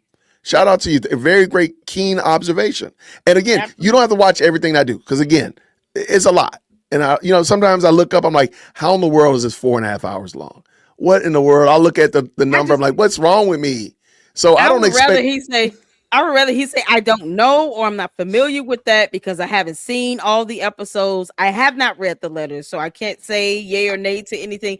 Like, I would rather they just do that, but they don't. They try to take this affirmative stance, and they're loud and wrong. That's what it comes down to. No, I don't know about that one, Lady Luck. I'm gonna say no. You can read that BB letter. It's 5 pages long. You can read that. You can read the charging doc and just be like, okay, yeah, I did read the charging documents. I still don't think I understand or I appreciate whatever ABC. But you know why they don't read the charging documents? Because Candace didn't read the charging documents. Exactly. That's why. Because they're only getting this information from Candace, where you and myself, I think we're both, and pretty much everybody in the this is the letter that Charlie Kirk wrote to Bibi Netanyahu, the one that Candace says that Bibi misinterpreted. Right. And I read the letter because they posted it in the New York Times. So we read it, and it's very favorable to Israel. It's not It is. some "you better get your stuff right. I'm packing my bags." It's not "you, it's me" type of Dear John letter. It's really a very Right. supportive, encouraging letter to help Israel with their positioning here in the United States and abroad from the young people. Right. I thought it was very Right. on the nose. But my It point was. is, you don't have to watch all of my content. I'm not saying I'm not God. You don't have to watch all my Right. content. What I Okay. am saying, however, is at least read the charging document. Yeah, At no, least I agree. know, at least Mhm. know what he said in the BB letter, so that you won't say Right. something ignorant like he was about to leave Israel. What page did he say that on? What paragraph is that? I'll wait. Exactly. What page? What No, paragraph? I agree. I agree. He should have read it. I'm just saying, for the sake of the argument or the conversation, at that time he had not. I would have rather he have said, "I have not read it yet. I can't speak to that," as opposed to him trying to give some definitive, response Well, like, "Oh no, that's not what it said." Like he's disagreeing, but he can't even recite or admit that he read it. Like he's giving this affirmative statement as if he knows the information based on some concrete evidence, and he doesn't. and that's He and that's could have the been he would problem. have been better off just saying, "I didn't read it yet." Right. He could have said that. But remember, Yeah. the only person that brought it He- up is him. He brought the charging Exactly. documents up. I didn't bring the Right. charging documents up. I want to talk about Candace. He wants Yeah, to try to dance around the. I'm like, no, we can talk about Yeah. Candace. I'm here for that. We Right. can book, chapter, verse, context, all of these. So I'm not making it up. I'm respectfully trying to tell you She heard these things are not true. What you're saying, from the F was not true. what you just said right there. Well, What you just just because I remember what podcast she started talking about it. Okay, that was a while ago. But Okay. point being is, she didn't immediately come out the gate saying, "Oh, this was a conspiracy." She was grieving, and then as we started to hear inconsistencies from the FBI story, like the 30-06 that no one has questioned, or the fact that he somehow deconstructed the gun, and they're saying that he reconstructed it and it was hiding in that bush. It all seems so planted. Who said that, by the way? Who's the one that said that he deconstructed the gun? I don't remember. That's the Do you remember? FBI. All right, at the presser. This is I'll just tell y'all right here. This is me being 1000% disingenuous. I knew that he was going to say something boneheaded, and so I'm literally asking him a question because I want to throw him. I really, truly, the blood is in the water. I've already got my bib on. I'm ready to eat. I'm ready to start. I'm ready to eat. So I'm asking him this question, not because I don't know the answer. I'm asking him this question because he's proven to me now 3 times that he is not prepared for these questions. So Exactly. that's why I asked him, who said that the gun was deconstructed on the rooftop? Right. That's why I asked him that. And I'm not going to let him go. I'm not going to, because I'm ready to eat. I was hungry at that point, and I'm ready to eat. And if you right quick, if you Oh, I'm sorry, go notice, ahead. he said, if you notice, he said that I don't know which podcast she started it on. Well, she's already had her own podcast when Charlie Kirk was assassinated. So he's saying, well, she started talking about it before. You said 5 days after. You were very definitive with that. Mhm. He was like, no, that's not the case. I think she was talking about another podcast. I don't remember which one. I mean, remember, she started he talking said, about it on her own podcast. So which other podcast is he referring to? Like he didn't even name the specific podcast because it doesn't exist. because he doesn't, It was again, it was these false. are a lot of just platitudes. He's just talking. He's just Right. pontificating. As my daughters like to say, he's just yapping. All right. Right. But watch this. Let me get this up. I'm ready to eat.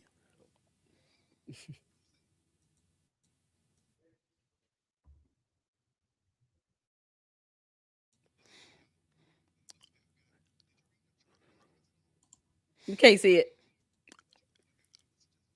Oh, sorry about Can't that. see it, bro. I'm looking at Sorry. I'm looking at my screen. Yeah, I ain't see it.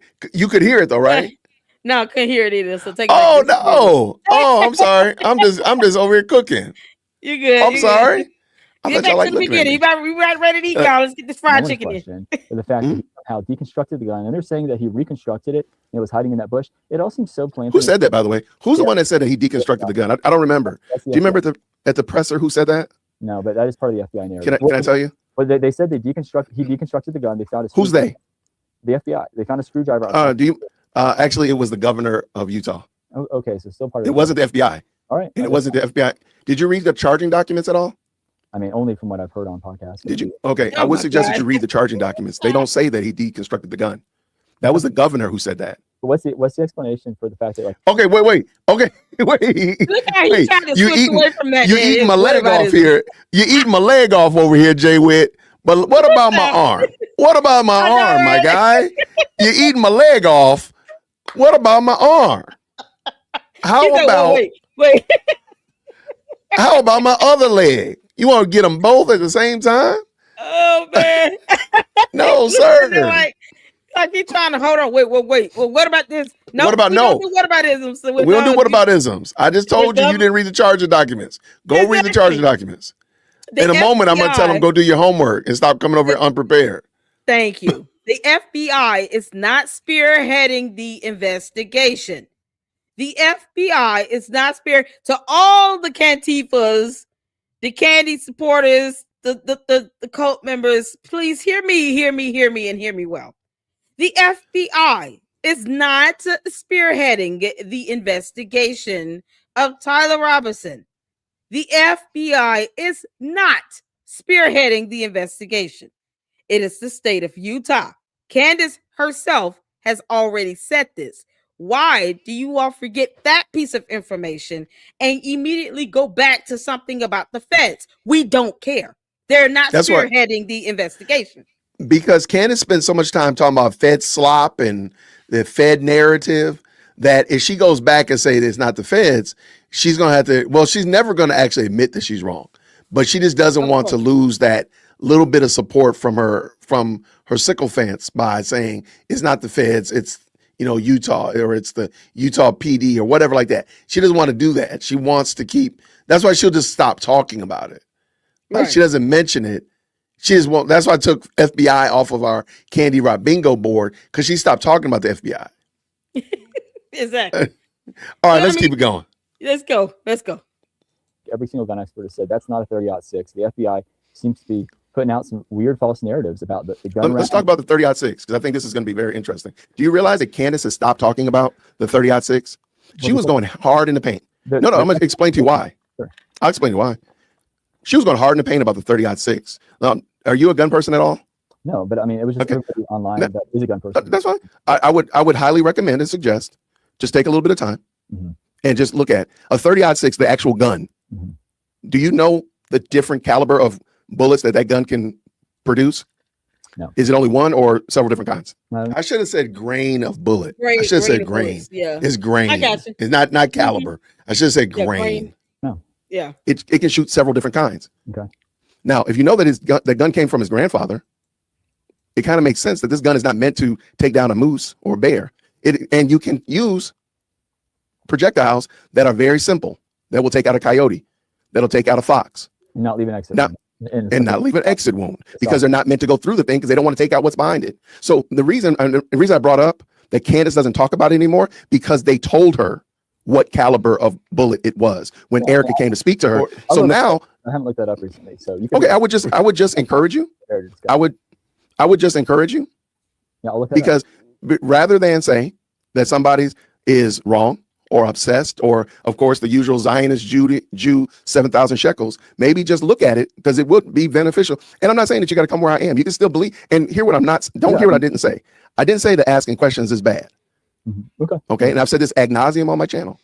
I use the example that another crime scene investigator gave. If you have a 100-piece puzzle and you have 97 pieces and you cannot find the 3, do you throw away the puzzle?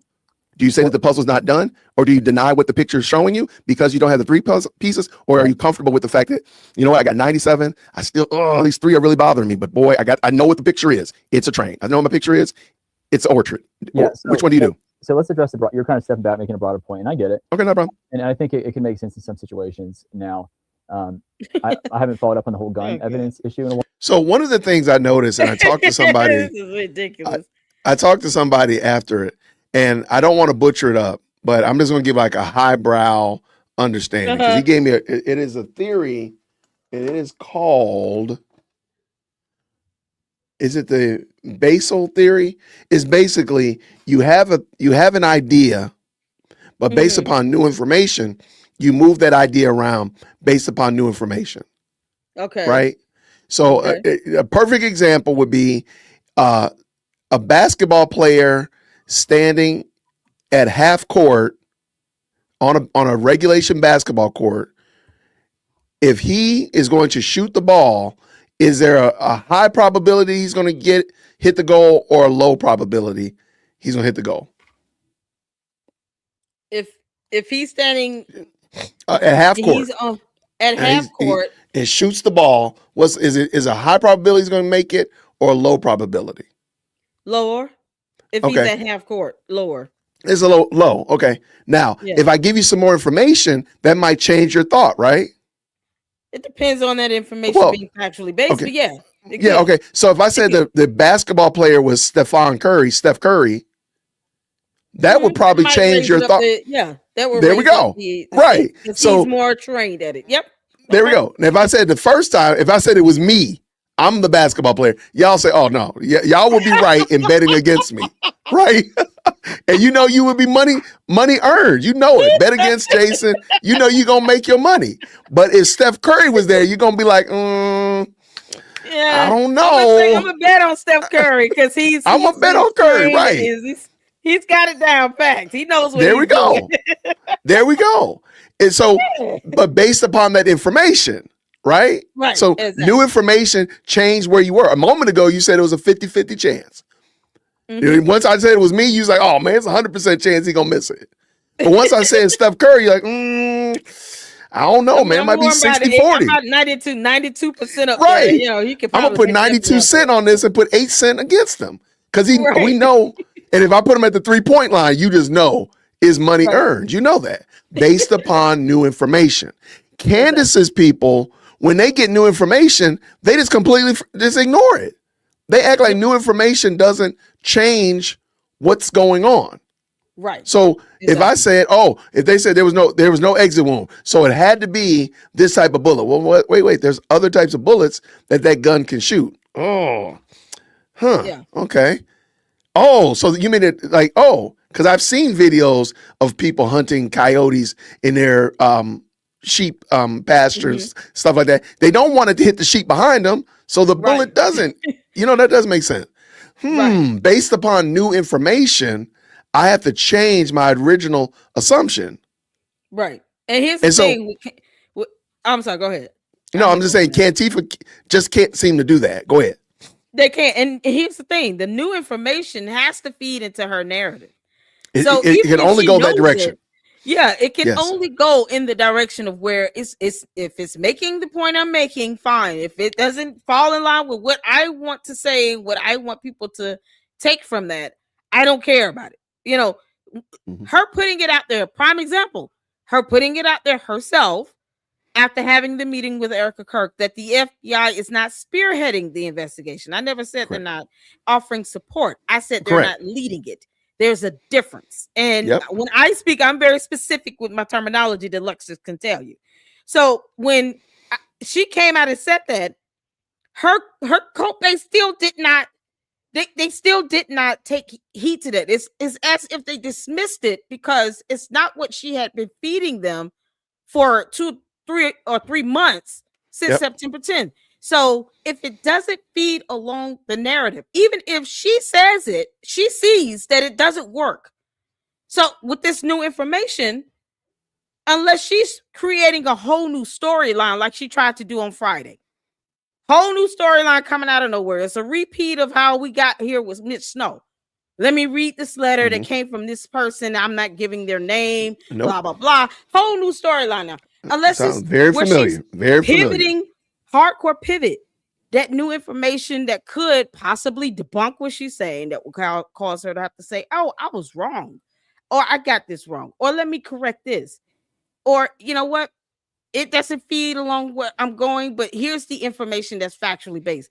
If it's not doing exactly what she wants it, she doesn't care. And when she has said it, her audience didn't care because they still keep talking about Fed slop. The feds are like, leave us out of this. We're not like, get us out this group chat. We're not here to lead anything. We're supporting if they need our help, but we're not leading it. We're letting the state of Utah that has jurisdiction do what they need to do. So why do you keep saying Fed slop? Why Fed? Why not just say the state prosecutor? State prosecutor slop. Like, Right. go there. Well, Little like I things like said, that, it doesn't feed in her narrative. yeah, like, and I'll just say it again, like the new information should drive your conversation differently. And that's what Mhm. I'm trying to get Peter to understand. Like, you do realize that the charging documents say something different than what you're saying.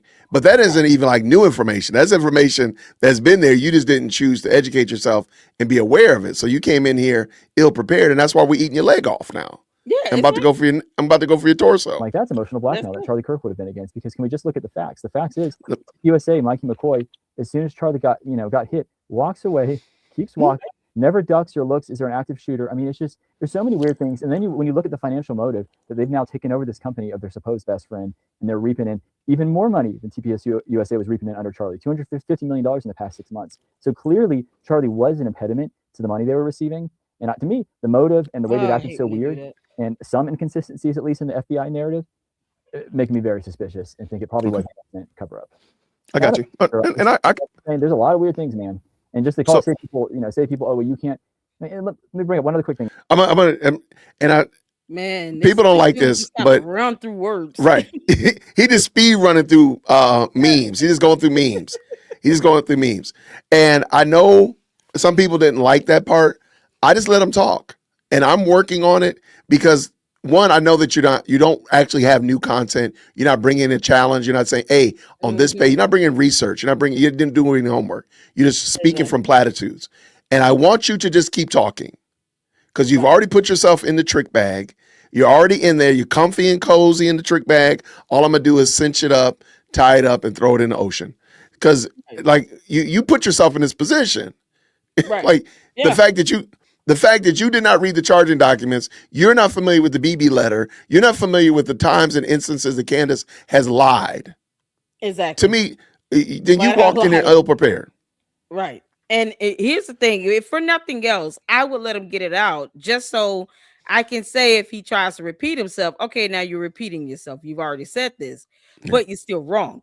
What also bothers me about this is, let's look at the facts. Okay, the definition of facts does not come into your opinion. Your opinion is not an automatic fact. Your opinion is what it is.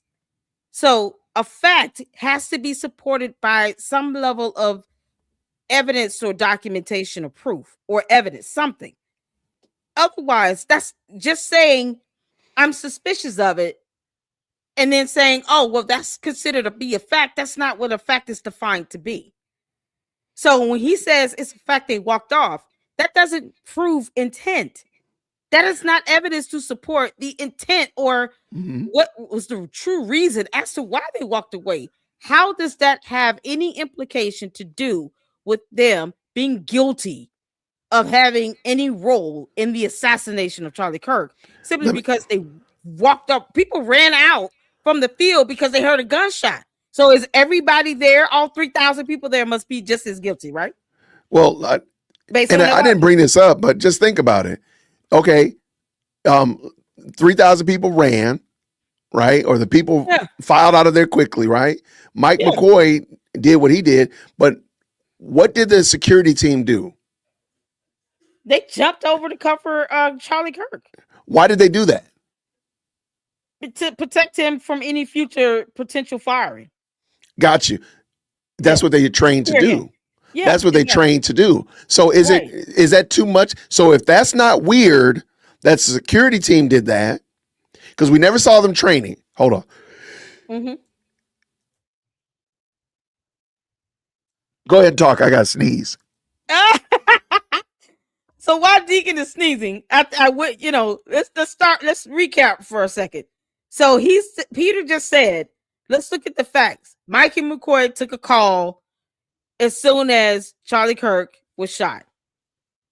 The fact of him taking a call or calling out someone is all that is. That is the only fact, because you see that in the video. That's it. That does not prove intent. It does not prove that he was involved. It just shows he walked off. So it also doesn't prove that anything is wrong. It doesn't prove anything is wrong or right about that. It's a simple act of him walking away. Just like you saw other people running away. You saw people ducking. You saw people taking cover. You saw people just freeze and stand still. That can be proven in a video. What Thank you. is the intent of all of that? What is the purpose of even bringing that up? That, to me, if they go on that and then they muddy it by saying, I find it to be suspicious because now you're talking about the money and this, that, and they're trying to tie in this one fact to all of these other suspicions to try to make that one conclusion that, oh yeah, he's definitely involved. That's not how it works when it comes to the investigation or in the court of law. That's not how evidence is presented. So when he says it's a fact, he's not citing facts. He's basically saying, here's what happened in the video, and here's why I'm suspicious of everything else that precedes it. But it's irrelevant. So, it still doesn't tie back to them having any involvement. So, no, I agree 1,000%. But I was pointing out, like, nobody said that it's weird or odd or suspicious that the security team did what they're supposed to do. You know, Candace immediately said that Mike McCoy should have dove in there or that Frank Turek should have got involved. And they're like, no, they knew what they were supposed to do. And they knew who was doing what they're supposed to be doing. And I think it's very, first of all, it's very juvenile in its thought processing. And, but this is my issue. And I've said this a lot in this show already. And I'll probably say it more before we finish. These people have outsourced their critical thinking to Candace. And if she says it or she's okay with it or she disparages it, then that's what we run with. That's what we're okay with it or we disagree with it because Candace has done it. And that's, I'm sorry, she's proven herself to be untrustworthy in that. And so for you to run and be like, oh, well, Candace said this, that, and other. What does that mean? Like you're saying, it doesn't mean anything. Yeah. And I would say I don't care because what Candace says means nothing when it comes down to it in the court of law. So she's not giving us any factual information. She won't even give us definitions of terms or read the letter or read the indictment. Who cares what she says? She's not saying anything that's even factually based for them to say, here are the facts. What are the facts again? Right. I don't know. The word. I don't think they understand the definition of the word fact. I would love for Cantifa to ask Candace, what are the facts that we know right now? Right. What are the facts that on your little board and your little timeline of crazy that you come up with? What are some facts that we know and that you are settled with? I really truly would be kind of amazed by that list because I don't think Candace believes because I know somebody in Cantifa that doesn't think that Charlie Kirk is actually deceased. Yeah, they believe he's still alive. Some of them still believe that. They don't. I don't know. He's dead. Again, that would go against what Candace said, right? Candace believes he's dead. But I don't know. I mean, does she actually believe he's dead? I would love for her to just answer that question. Do you believe he's deceased? I'll tell you right now. Candace will tell you all whatever she needs to say to keep you all watching. She's going to go along with whatever the majority of her audience, her platform, whatever they're moving towards, that's what she's going to go with, period. Like if it gets down to where she feels it's beneficial to say that, parts of me do believe that Charlie Kirk is not dead. I feel his presence. I had a vision. I had a dream. I've seen him walking on a lake. Like it's going to, if she feels like that would become more beneficial for her to go along that narrative, she's going to start saying that. Now, Heifer, let me be clear with you, Candace. I'm not telling you to say that. But I know how you operate.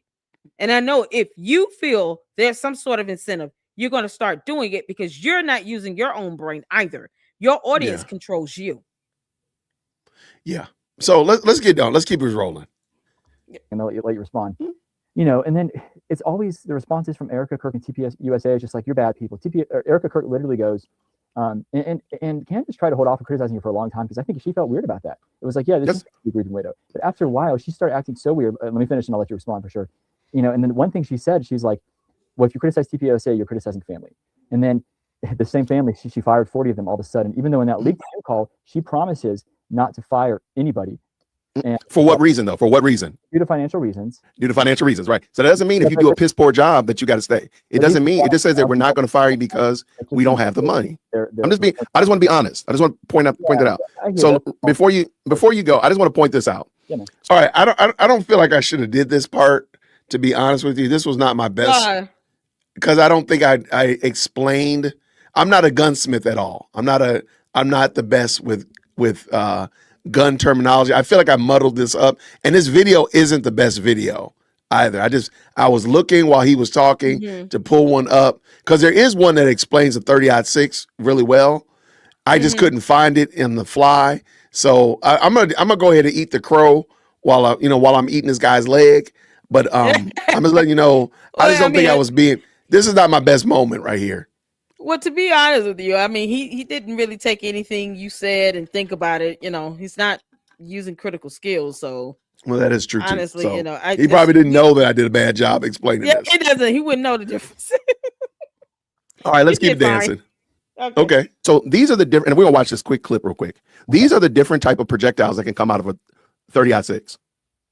Okay. We'll just watch it real quick because I want you to see, and then I'm going to talk about Mike McCoy, and I do want to talk about the other things that you said. And I just want you to see this. And again, you don't have to take my word for it. Stop by your local gun range and ask and talk with them. But they didn't find the bullet, did they? Well, let's find it out. Let's find it out. I just want you to see, like, look at the size. Even if you're not a bullet person, you can look at the size and say, whoa, some of these are pretty intense. Some of these look like they might take out a tank. Some of these might. But shouldn't they know which bullet it is if there was no exit link? It's fragmented. So we're going to talk about it. I just want you to see this. Okay. And oh, by the way, your girl confirmed that it was a fragmented bullet, that it broke apart inside her. She said that. She said that too. I mean, I'm asking. But I'm just saying, but she said it though. She said it. That's the part, like, that's what I'm saying. Like, he doesn't even care that she said it. Like, she said it. She said it. Well, I don't understand. They picking and choosing what they want to believe in her. It makes no sense. She said it, my dude. Like, I'm not the one saying it. She said it. Candace said it. It was a frangible bullet. I didn't make that up. She said it on the 16th when she came back from talking with Erica. That's why she stopped talking. That's why she stopped making the big deal about the 30-06. But let's just watch it real quick. Let's just watch it for laughs and giggles. Yeah, man. All right, guys, check this out. First, make sure you're subscribed to the channel for more videos like this. These are all 30 calibers. See if you can guess them before I tell you what they are. This one on the end here, that is a 300 blackout. Then we got 7.62 by 39. Then we got a 30-30, has that round nose. Next, that's a 308. This blue tip one, that's Norma Bond Strike. That's a 300 Winchester short mag. This one, that's a 7.62 by 54R, goes in a Mosin. This one, this is a 30-06, that round tip, that's a Core-Lock round. This one, second to last, that is a 300 Win Mag, that orange tip, that's a Norma Tip Strike. And this big Mac Daddy down here at the end is a 300 Remington Ultra Mag. Comment down below which one is your favorite, and make sure you're subscribed. So when you look at that, you see that bullet is the brass on the bullet is pretty long, but the actual bullet, the projectile itself is extremely small. Oh, can I ask? And so, real quick. No, and so the reason I wanted to point that out, and I had not looked at it before, there's actually a better one. I just don't know where it is. I'll find it. But I just wanted to see there are different bullets, and that's all I want to point out to you. So we are going to find out during the trial exactly what kind of bullet. If they say it was a tank mortar, then we all got problems. We all got problems. So therefore, but go ahead. That Andrew Colvett was bringing up, like, how it was a miracle Charlie's neck. It must have been Superman neck, because it seems like he had been told from the autopsy. This came right after the doctor had examined him, that it was one of the larger types of bullets. It was no, it wasn't an autopsy. It was literally it wasn't an autopsy. It was a medical examination, which is fine. But let's just be honest. Come on now, Pete. Like a lot of like weird things. Pete, the fact that you would look at people who were there at the scene, with various forms of dealing with trauma, of seeing this, and they say, hey, by the way, the doctor said this, and maybe he didn't say it. I don't know if the doctor said he was really strong. Is because can't hear you, bro. I'm gonna stop for a second, because one of the things Candace is kind of seeded out into Cantifa, and if you're a member of Cantifa, you're supposed to be up here in front of the church anyway. Get on up here. Okay. All right. But one of the things that she's seeded out there into the audience is if anybody misspeaks at any moment, that is problematic. Right. And it, to me, it's not being gracious to humans at all. That humans can you lie? Yes, you can lie. That is true. Humans lie, I lie, all of us lie. That's why we need Christ.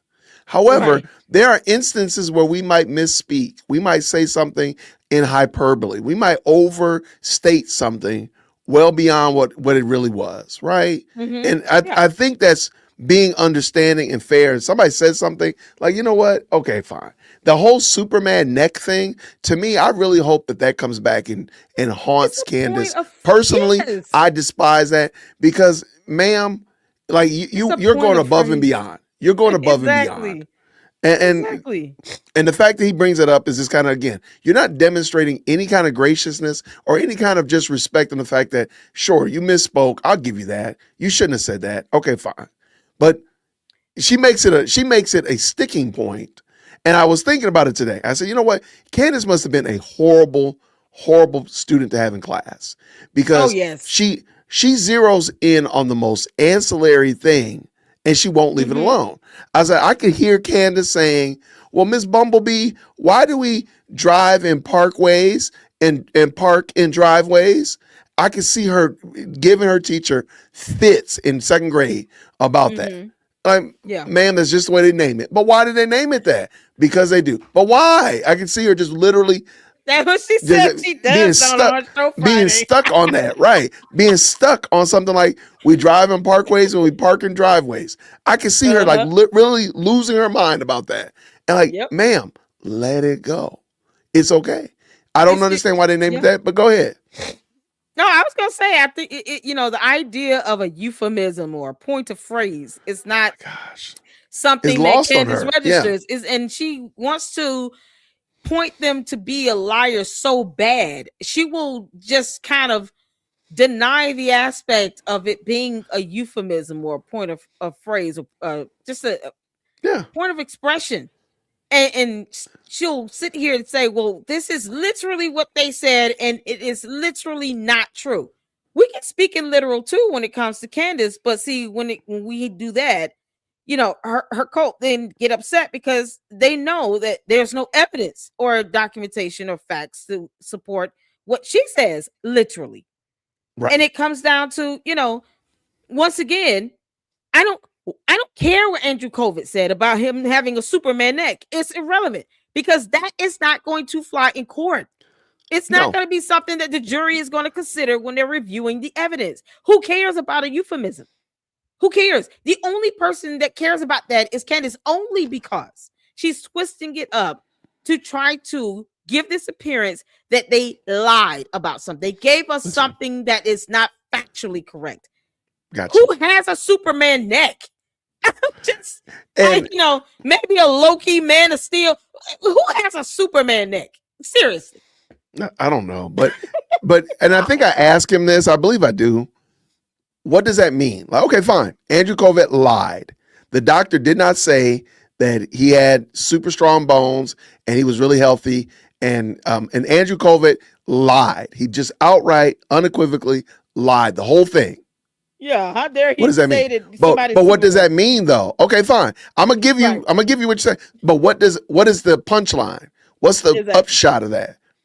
Now jump Exactly. from Andrew Covet lied to now they deleted Charlie Kirk. How do you get there from this Right. statement? Because otherwise the statement really doesn't matter. It doesn't matter. I mean, again, I don't think he really meant it like that. And maybe he was being hyperbole. Okay, whatever. Maybe he was trying to Right. be like super. I don't know. I have no idea. Euphemism. It was an Right. Just exaggeration. maybe he's just exaggerating. Maybe he's just trying to, encourage everybody to know his head didn't get blown off or whatever. I don't know why he did it. But I Right. do know it doesn't matter though. It doesn't change one fact of the case. Exactly. So you're not going to say Tyler Robinson didn't kill him because Andrew Covet said he had a Superman neck. Right. That won't change it's anything. not gonna have any weight. It won't hold Hmm. any weight in court. This man could have said he's got the feet of Harry the walking beast monster. Who cares? Like that, it's What are you irrelevant. talking It has nothing to do. What are you talking about? Harry feet. The Harry the monster that walked in the forest. He could have the feet of Harry, the I'm putting walking you in monster in the timeout. forest. What are you Child. talking about? I'm timing you out. Girl, bye. What are you talking about? He He had could have healthy bones, but we do know that the bullet did. Why are they saying these things? So many But weird. what? Let me finish this up Organization. because let me finish it up. Hold on a second. Yeah. So Harry Henry, because there you go. Andrew Covet said something that both you and I agree, like I probably wouldn't have said that. That means they killed him. There's so many things like that. The fact that Eric just found out that when she arrived, she sat on the tarmac for an hour and waited for Andrew. Oh Covet my to force him to gosh. see her husband. Hold on.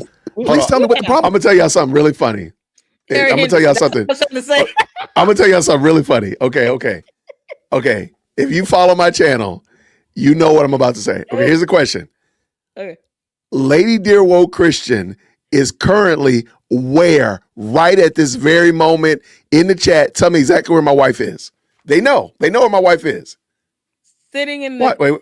garage? But type it in the chat. Okay. Where's Lady Dear Woke Christian right at this second? She's sitting in the garage. She's been in the garage for 15 minutes. She said, "What She am I was sitting in walking the in garage. on? I'm just I don't know. gonna take my time She coming went- in this house." She just I don't know why. She's sitting in the garage right now. I have no It's idea okay, why. lady. It's okay, Lady Dear Woke Christian. It's okay. You got sometimes you just gotta let me go She to just gotta go to look. God in prayer. She got it That's what it right. is. She got me as her husband. She said, Lord, this man that you gave me, Jesus. And I'm looking, and she's sitting You in the came in garage. when you talking about Harry Henderson. And I'm like, she's sitting in the garage right now. And her and my daughter, they must be eating something because they're both in the garage. Like, what in the They world? trying not to share. Tell them, how dare you all not share that fish sandwich? I smell it. Oh no. Oh my gosh. But Tell my them to come in point and is, say, I just think like how I'm just gonna say it, man. How deflected this argument is that she stayed on the tarmac for an hour, therefore she killed him. Like, what are you talking about? "What you talking about?" Why does that matter? Like, dude, like Candace's people. By the way, Cantiva, I know y'all upset. Cantiva, I understand. No, they hate My name is guts, man. Jason. I don't care. My name They is hate my Jason. guts. Cantiva, I understand y'all upset. My name is Jason, and I don't care. Okay, I don't care. Not even a little bit. Not even a little bit. I'm gonna keep making fun of me because the stuff that y'all fixate on really shows that you're retarded. That's just it. I'm sorry. It just shows that. Like the fact that the woman stayed on the tarmac for an hour. That's the reason why you're going to say that she did something fishy or suspicious. Like, come on, like just stop. I was like, what if she Oh my passed gosh. out? And she was like unconscious, like she blacked out. What if she passed out? It's crazy. in the on the tarmac in the plane for an hour. She was blacked out the whole time. Then what? Like, good grief. You tell your wife to come in here. I want to question her. I need to see if she committed a murder today. She sat in the car for too long in the garage. She might have passed out in the car. She might be asleep in the car. She might be. I really want to know what they're doing. Because I can see in the camera. I see they're like, why are y'all sitting in the car? Why are y'all sitting in the car?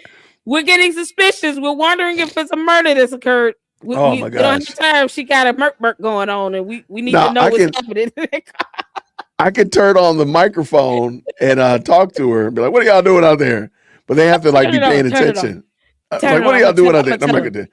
Because they're gonna be like, why are you bothering me? Text her and say, listen, we got a scenario here, right? You know, we got the cars in the garage. Like, why is the car in the garage? But all right, why y'all sitting in there? Because last time the audience thought people were murking somebody if they sat in the car too long. You can't sit in the car too long. That's an indication you definitely murk. Why are y'all in my garage? Please go do something with yourselves. Why are you in my garage? Like, but the fact that Candace's people have become so they've outsourced their thinking to the degree and level that they've allowed this woman to tell them that if somebody is sitting in their car decompressing, I don't know why they're sitting in the car. I really don't know. Oh my God, Lord, bless their heart. I don't know why they sit in the car, but whatever. That's suspicious. I'm gonna let Peter keep talking, but oh my gosh. What that is. Why does that mean she killed him if she just sat there and waited for an hour? What does that mean? I don't even think she killed him. I just think that What does it mean though? it's very weird behavior. No, Peter, respectfully, I don't want weird anymore. Tell me what it means. What it means that she could have known. Did what? She was okay with it. That she, Man, Peter, come on. What do you Man, come on, Pete. What do you mean? Stop it. Bro, you went in. Oh, why you paused? So well done. Okay. I'm so proud Sometimes of you. my own rants. I have no idea. There's a. I'm so proud I'm gonna of tell you. For the longest time, there's a content creator here on YouTube. She and I talk on the phone pretty regularly. Okay. And she has told me, like, Jason, your rants are amazing. You got to record these. I can't believe I didn't record these. So I'm actually looking at it like this is exactly what this person has been saying for the longest. Like, I'm embarrassed. Like, again, this is not peak rant Jason. You have not met car rant not. Jason yet. No. Oh my God, your dude. girl met him the other day though. She met him the other day. Peak car rant Jason. Yes, I love it. I'm Oh, like, we gotta go over that video, dude. I'm just embarrassed. Like, dog, man. Because I know where I'm going. I know where I'm going. I'm like, good gracious alive, man. You did so well. I'm so proud of you. I'm just y'all so are wild. proud of you. Y'all are wild as all get out. Okay, let's go. She's okay with it and sat there for an hour? Investigating a witness. Pete, come on, Pete. I'm sorry. Dude, we doing the most now. No, I'm sorry. no, Pete, that doesn't make sense. Peter, you telling me a woman is okay with her husband getting murdered because she sat on the tarmac for an hour waiting for somebody to walk with her to go through it? Things like that. Pete, you got hold on, man. That is the most ridiculous and insensitive, Candy-esque type of foolishness that I've heard so far. The woman sat there and waited, and because she sat there and waited, she was okay with her husband getting deleted. Write that on a piece of paper and say that out loud. That's insane, man. I'm sorry, bro. You doing the most there. I'm sorry. Yep. It's not. Well said. It's not weird to say, hey, someone's acting weird after this murder. I don't know what it means, but it sure is weird behavior. That's not a weird thing to say. I'm sorry. Yeah, but Pete, if I sat there and did that to you, that would be insensitive and wrong to do. What do you mean to me in what situation? If I said that, I don't know your marital status, I don't know any of that. I'm just going to say, if I said that to you, well, Pete did not run immediately and fall on the ground and do black funeral impersonations over his wife's death, then that's weird. Then that's wrong. Oh my gosh, he must have been in on it because he is her spouse. He is her spouse, and therefore, anybody who the spouse is always the first one to look at. Come on, Pete. No, it is. It's true, man. That's how the police look at things in normal. But cases. you're the only one looking at it like that. False. That is so false. That is. He's just saying things. He's just saying things he saw in Law and Order, man. Stupid. No, that is not how it works in real life. When a law enforcement investigator is looking at someone about grief. Oh yes, you got to clip. I had to stop that because I'm gonna screenshot my own self. I'm screenshotting myself. Don't worry, y'all. When they looking at whether someone is genuinely grieving, they're not looking at whether or not you're sitting on a tarmac waiting for someone to walk with you after finding out you just lost your husband and the father of your two children. And you're trying to force someone to grieve in a certain way. You're trying to force the reaction you think they should have on them. Law enforcement doesn't do that because they know people are different. Everybody grieves differently. What they're determining is when you're telling your story, when you're saying what happened, are you actually being honest and truthful or are you lying? It would be one thing is if she said, I waited on the tarmac for an hour waiting for someone to walk with me because I just found out I lost my husband. I was at the hospital with my mother at a doctor's appointment. But it would be different if she said, well, I was at the tarmac and then I went inside the building. I had to go to the restroom and then there's no evidence to prove that. They would then look at that and say, why are you lying about where you were? What they will not look at is, well, you sat on the tarmac for an hour waiting for someone to escort you. That's not weird to them. They have to think about, okay, if she's telling the truth, because in this moment, if you're going to tell us where you were for that time frame, we just want to make sure that you're telling us the truth. There should be some evidence. There should be some witnesses to be able to pinpoint you sitting on the tarmac. That's what they're concerned about. The act of you standing there would not concern them because they understand that people grieve differently. People sometimes go into shock. Your body goes into a fight or flight response. And sometimes it does that to try to help absorb the trauma that you're experiencing. So for her to be in this shock mode and need an escort, it's not unusual. Some people pass out and faint. But if she would have lied and said, well, I wasn't on the tarmac, I actually went to the bathroom, but yet all the other witnesses. Oh, sorry about it. Sorry. Sorry about that. And then all the other evidence proves that she was on the tarmac the whole time. Then that would raise an eyebrow to say, okay, why would she lie to us about being in the bathroom when she was standing on the tarmac the whole time? That's all they're looking for. They're just wanting to see if you're telling the truth and be consistent. The act of actually just standing there waiting for someone to escort you, that is not something that law enforcement will care about. You talk, this idiot has not, I'm sorry, I should not be saying idiot. This clown has not even thought about how investigations work. What the police would actually look at that would be concerning to them versus what Candace is saying is concerning simply because she's got it out for Erica Kirk. It's pathetic. Well, you already made a horrible assumption, Lady Luck. And I think because you made such a horrible assumption, I think you should dole out 10 memberships to the LLC. I'm going to do the same thing because you did something terrible. You did something horrible. And I'm going to explain what you did horrible and terrible as I dole out 10 memberships as well. I'm going to dole out 10 these memberships out. I'm going to drop 10 memberships because I think the people need that because you did something terrible. And let me go ahead and drop that out. Shout out to all of you all. You must be welcome to the party. Subscribe to the Lady Luck Club to get the chance of having a membership. Absolutely. We got 10. So make sure you've hit that subscribe button and hit the like button and all drop some hearts in the chat and send some laughing emojis because I just went in.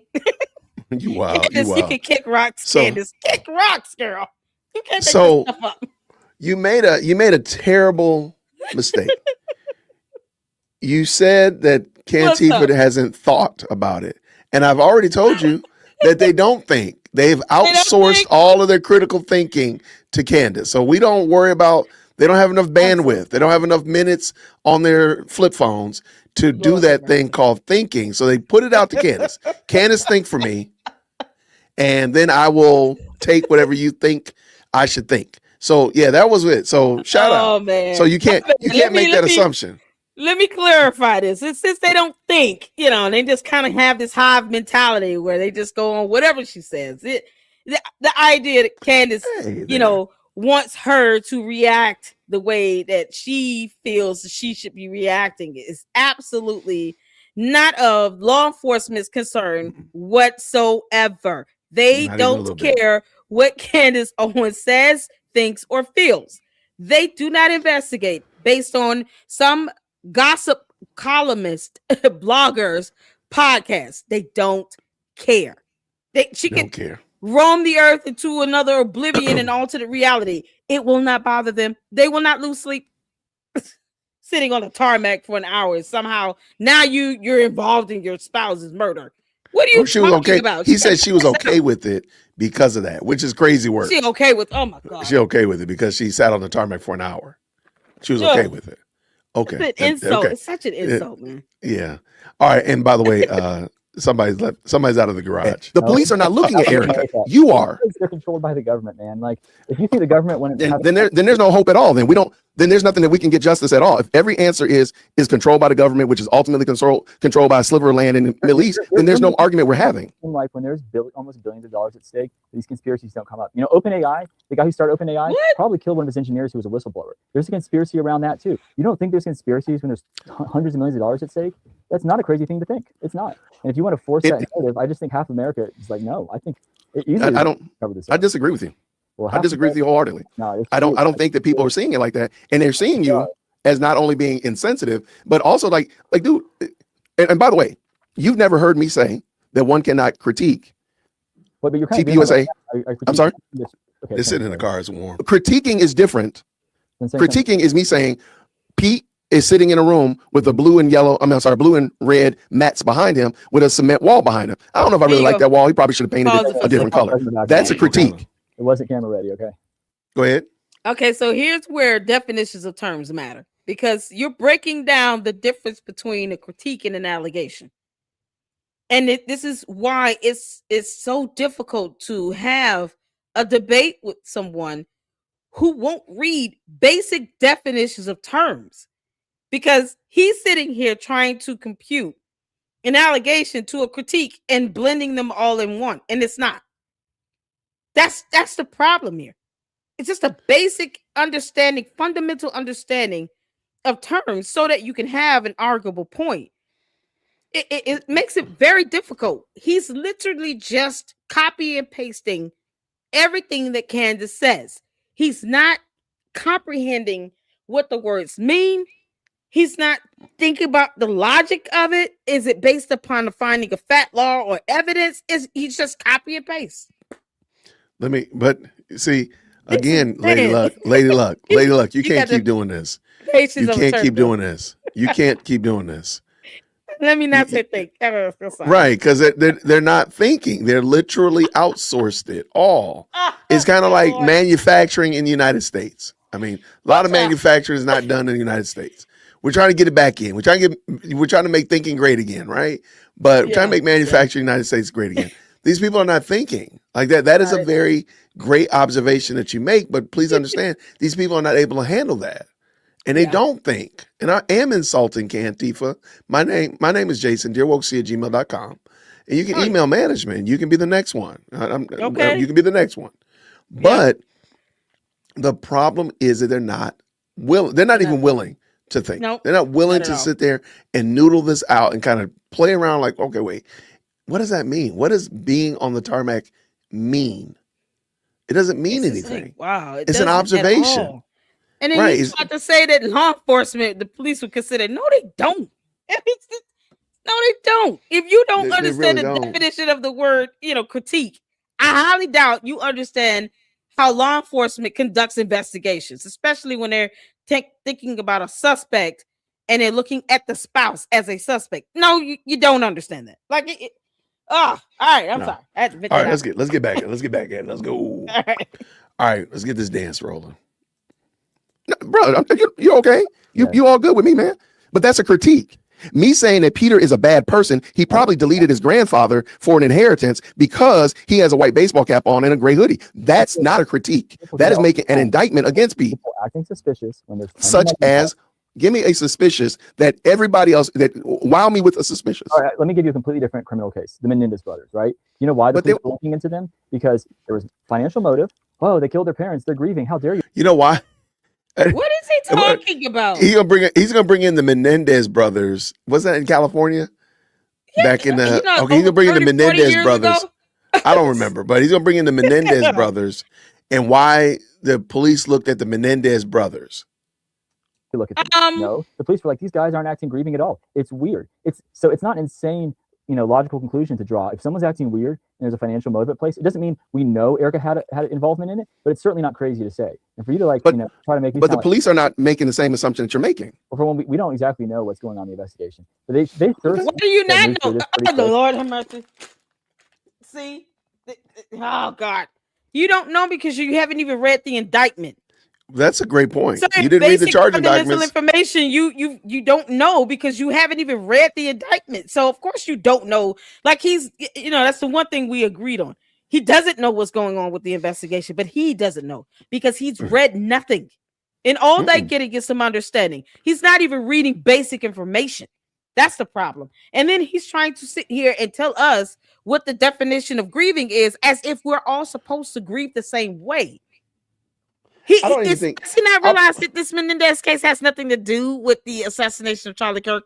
That was done in the public in front of thousands of people. The Menendez brothers became suspicious because of how they were spending money and the life insurance policies that they were able to cash in. So that's totally different. What is he talking about? I don't think he. Again, I'm 100% confident that he did not do any due diligence prior to this conversation of just like knowing. Again, let me find out a little bit more about what it is that we're going to be discussing tonight, or whatever of that nature. Or let me find this little topic and we'll stay right here in this little pocket because he's been all over the place. People call him Peter Cottontail, bouncing down the bunny trail. He's all over the place. He's everywhere but nowhere.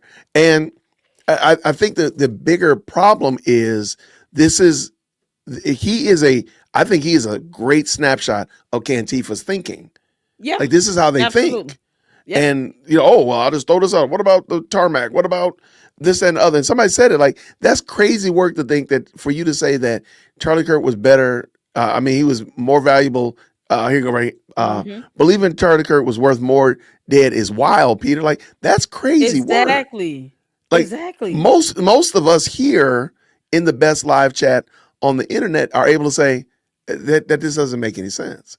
There's no doesn't. guarantee that they're going to make more money if all they cared about was money by deleting Charlie Kirk. That doesn't make Exactly. sense. It It doesn't make sense. Again, all. and I've asked this question before.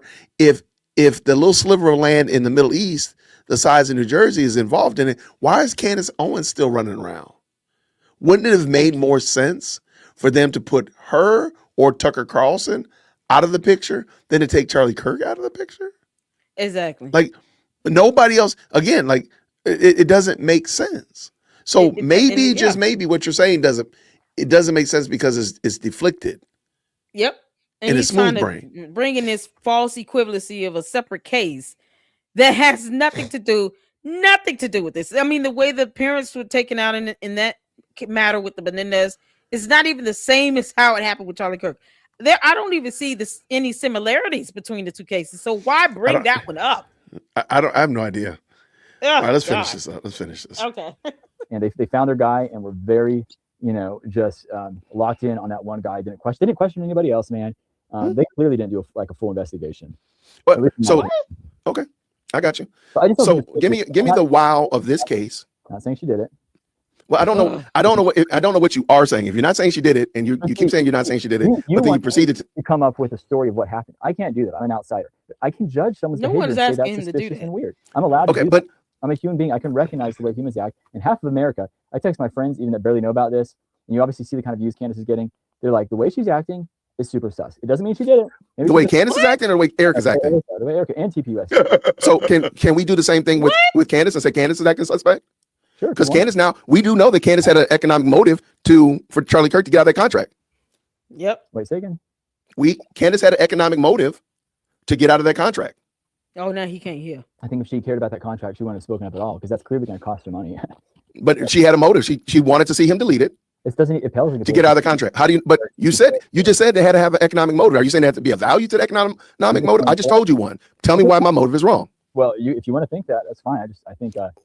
No, I want you to tell me. I want to be right, Pete. I want you to tell me that I'm wrong. What happened to Charlie Kirk? But I'm sorry. I don't know what happened to Charlie Kirk. He got shot by Tyler Robinson. He got shot in front of 3,000 people on national television. What did he miss? We know what happened to Charlie Kirk. We know what happened to Charlie Kirk. The only reason you don't know what happened to Charlie Kirk is because you're a smooth brain Cantifa member. That's it. Get out of Cantifa and you'll know exactly what happened to Charlie Kirk. Dear Lord, did he just say that?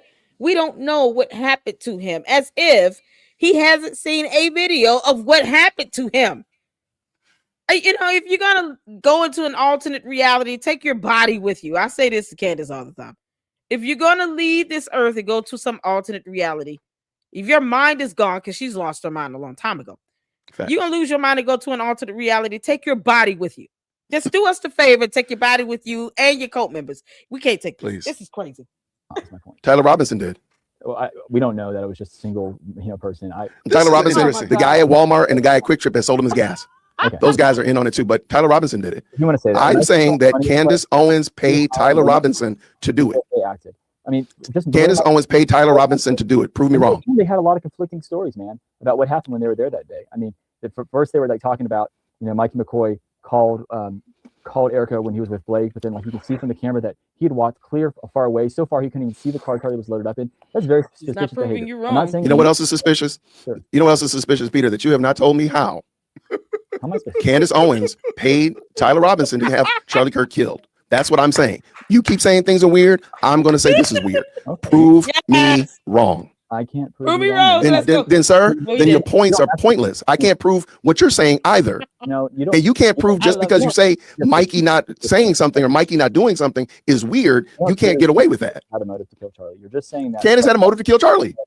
She thought that she and her husband were going to get the position of CEO. She thought that she and her husband were going to get the position of CEO at Turning Point USA. She wanted to have Tyler Robinson kill him so that could happen. That's my point. Yep. That's it. There you go. That's the reality. Now prove me wrong. Okay, but here's the difference. Candace didn't do a bunch of weird things that I just described Eric and TPUS. I can name 45 weird things that Candace has done since Charlie Kirk's body hit the ground. And I think this is adorable, but I thought about it. I'm so proud of you. How you thought about it more. Here. I love it. I'm eating today. I'm here to eat. I thought about it after the fact. You do realize that Candace's husband became a U.S. citizen. Do you know when her husband became a U.S. citizen? When they got married? Nope. When? April 2025. What? Wait, oh Lord, we could have deported him. we could have deported. You stupid. But he just became a U.S. citizen just this past you year. and George. So, Y'all getting deported. boy, That's it. how interesting is that? How serendipitous is that? What? That in April he became a U.S. citizen. In September, Charlie Kirk passed away, and they thought, is it a reach that they thought they were going to take over? I said the same thing. I think So- Candace has something to do with it. She has not given us an alibi. We have no idea what George Farmer was on September 10th when Charlie There Kirk we go. was assassinated. Or And he 8th or easily 9th or blended in. yeah. Yep. The Anything. 7th, the 11th. We have no Right. idea where He could have been at Fort Hawk 2 or 2. We don't know what he be getting down Yeah. with. Exactly. Who knows? Pun intended. I mean, he's in this bowling gun club. He knows how to use a weapon. He knows how to fire. You know he off. likes to shoot because that's what George he likes Mappin, to I mean shoot. John Mappin be doing. Yeah. We know he be shooting. So, there you go. He understands bullets and various grains of bullets and these rifle guns. I mean, hey, Prove me wrong. we have no idea. Prove us wrong. Candace Owens and George Farmer had something to do with Charlie Kirk's assassination. Prove us wrong. Candace, give us an alibi. Right. We want them all. We got enough weird stuff. She didn't tell us, weird stuff. She didn't tell us that she was under contract. That's weird. That's That's weird. very suspect that she keeps Very getting these emails in her quote unquote email box for people that we don't know who they are. We haven't seen the Exactly. metadata. That's weird. Weird. That's Miss suspicious. Snow is weird. That's Her suspect. concocting that nonsense with Miss Snow, and then all of a And- sudden raising money for him is weird. No one does that. I we mean, can do the exact same thing. let's go. And I'm there ready. you go. I don't think people thought about it like that. Let's go. Okay. Would it look like she murdered that? Bees. She got Mormon bees. She's got the Maroon cult. She's got the Egyptian plains, Fort Hakatua. She's got the underground Ninja Turtles. Remember them? Remember the guy talking to the bush? Remember that? All that stuff. So no, every last one of them. The glass in the SUV. Fill in the blank. Come on. She is just as involved in as possible. There you go. You got to prove me wrong. Say otherwise. wrong. Prove me wrong. One that planned this event. I'm saying that TPUSA, and all of them, they planned this event. They planned it in a way that was very fishy. I mean, there's so many fishy things about the way this. What is your standard for fishy, though? I'm gonna play with that one for a second. What is the standard that you're using to determine that how they planned the event was fishy? Well, And this is again, this has been proven demonstrably false. This has been proven false. What he's about to say, and again, all he had to do is just do a little bit of research. Yep. All he had to do is just do. That's I it. mean, Yep. and to be fair, if you're a Cantifa member, write down all of your major points and just go through and make sure you have evidence for each one of those major points. If you don't have evidence for it, don't bring it up. Let me add on to this. Define terms, okay? When Absolutely. you say fishy, suspicious, and weird, please know the definition of that word, because I will be more than happy than to butcher you on definitions of terms. I will pull that up in the middle of a live stream. Will I not, Alexis? The LSC knows I will pull up information in the middle of a live stream while you're making a point and pull up the definition of the word and demolish you on the definition alone. You can't make this up. They literally are trying to say what they see as suspicious and weird should be the definition based on how everyone else should see it. That's not how that works. No. When you not even a can't little tell bit. me that you've read basic information from an indictment and you can't give me the definition of the word fact or evidence, you cannot tell me what I should see as suspicious or weird. That's a matter of perception. But since they don't know the definition of the word, they just sit here and expect everyone to believe whatever they think. That's not how that works. Not Nope. even a little bit. When you've heard from the planning person, you heard from security, you've heard from the school, and you saw evidence that they were planning this. It wasn't planned 2 weeks ahead of time. It had been planned earlier, almost 2 months. Well, So what is the thing that you're using to determine it's fishing? I heard they didn't have any events planned after that. Is that See, that's the problem. But no, that's funny because they had an event planned the next day. See, that's what I'm saying. No, they had an event planned the next day. That's where Candace was getting all up in her feelings saying, well, they didn't have a security plan for the next day. Okay, well, we'd have to fact check that because Okay, then I would suggest, before you say that I'm wrong and say that I'm just obsessed and I'm a Zionist and such like that, it may be beneficial to just check some of the resources. Because I've now mentioned 5 different things, Peter, that you just said you didn't know about. And before you come on and say something, to me and say, oh, well, you're just a Zionist shield and blah, blah, blah. I brought up Maybe it might be possible. It may be beneficial to look into this information independently on your own. A ton of fishy things they did that you haven't given any answer for. Which, okay, for example, again, I don't think it's normal. I don't think it's normal all the way. But why is it? You told As him if a fishy thing is going to change. That's what I'm saying. Like this, going back to my example I gave about Steph Curry. Going back to the example I gave about Steph Curry. Okay. And I say Steph Curry standing at the 3-point line, you guarantee for that to go in. Because why? Because it's Steph Curry. This dude would say, well, no, it's because the hot dog vendor up on the 4th level, C8, because the hot dog vendor was holding up 2 hot dogs at the time. That's what caused the ball to go into the rim. That's why Steph Curry got it, because the hot dog vendor was up there raising his hands with 2 hot dogs in his hands. What are you talking about? Exactly. It's what a are you talking about? distraction from the actual point you're making that is debunking what he's saying. He's just throwing out filler and distractions that's irrelevant. That's and that's the hardest type of person to debate with, is one that's already brainwashed and fooled to believe what they want to believe. It's almost like nothing you say will change their mind on it. They're not going to be convinced of anything. They're not going to read anything. They're not going to look up definitions of terms, because they're already embedded and stuck on what they want to believe, what they see as reality for them. And that's what's so crazy about this. He's a prime example of that. Okay, so I'm going to actually say that, no, I don't think I could change Peter's mind. I believe Peter will change Peter's mind.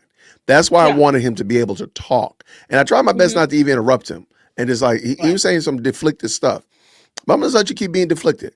I'm going to let you go and tease that all the way out. And when it pops up later on, because he's been in the comment, he was in the comment on that video. So when it pops up later on and you look at it later, or a friend of yours looks at it and say, hey, man, did you know that you sound retarded?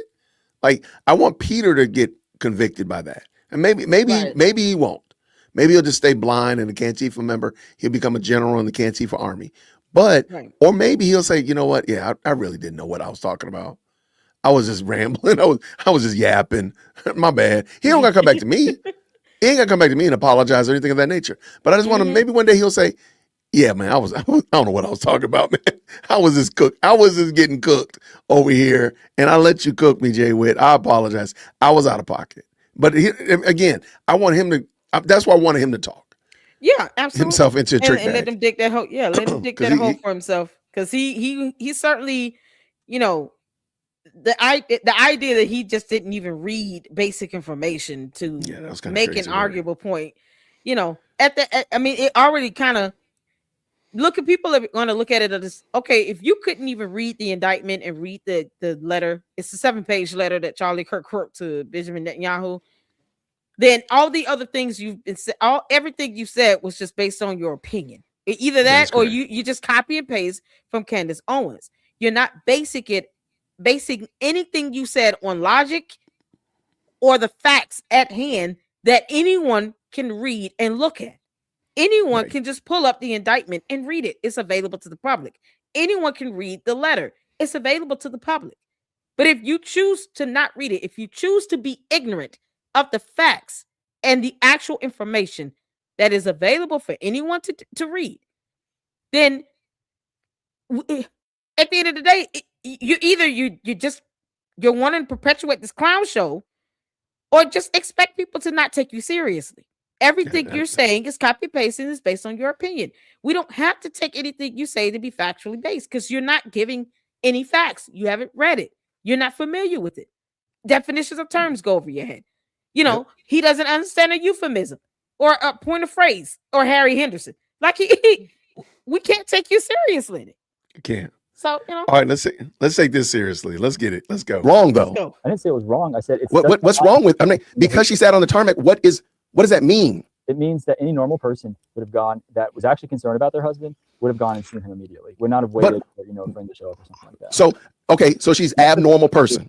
Yeah, it could so she's an abnormal person. But I've never had a loved one assassinated for the whole world to see. So maybe it's possible that she might not behave as a You said she was this. You said it wasn't normal. You said normal people would, and all I'm saying is, okay, fine, she's abnormal. What does that mean, though? I don't know yet. So what is it? What is it supposed to mean? Well, let me ask you a question. Well, When you say I don't know yet, what is the? Acting weird. Yes, the implication is perhaps they were involved. I don't know that. Okay, stop there. Stop there. What will be the? Because you say I don't know yet. So what is the yet that will satisfy you and say, you know what, Jason was right. It's okay that she sat on the tarmac. What is it? We'll probably never know the truth. Then wait. But why does that have to be something that's not true, though? What do you mean? Just because she sat on the tarmac, what does it matter? It's not normal behavior. Based on whose standard? The human standard. No, I guarantee you in the best live chat right now, there is no human standard, though, my guy. Oh goodness! First of all, Like, Candace there's no- Owens is not a human. She's an alien. She's already said it. We're She gonna said go that. with that. She said that. She did say she was an She's alien. an alien, and we're She going did. with that. So Candace is an alien. She doesn't have human standards. So what are we talking about? Right. So you running after Vulcan, my dude. Stop running Xenu or after whatever. Romulans, my guy. Stop it. Y'all know I want to rant about Star Trek Academy anyway.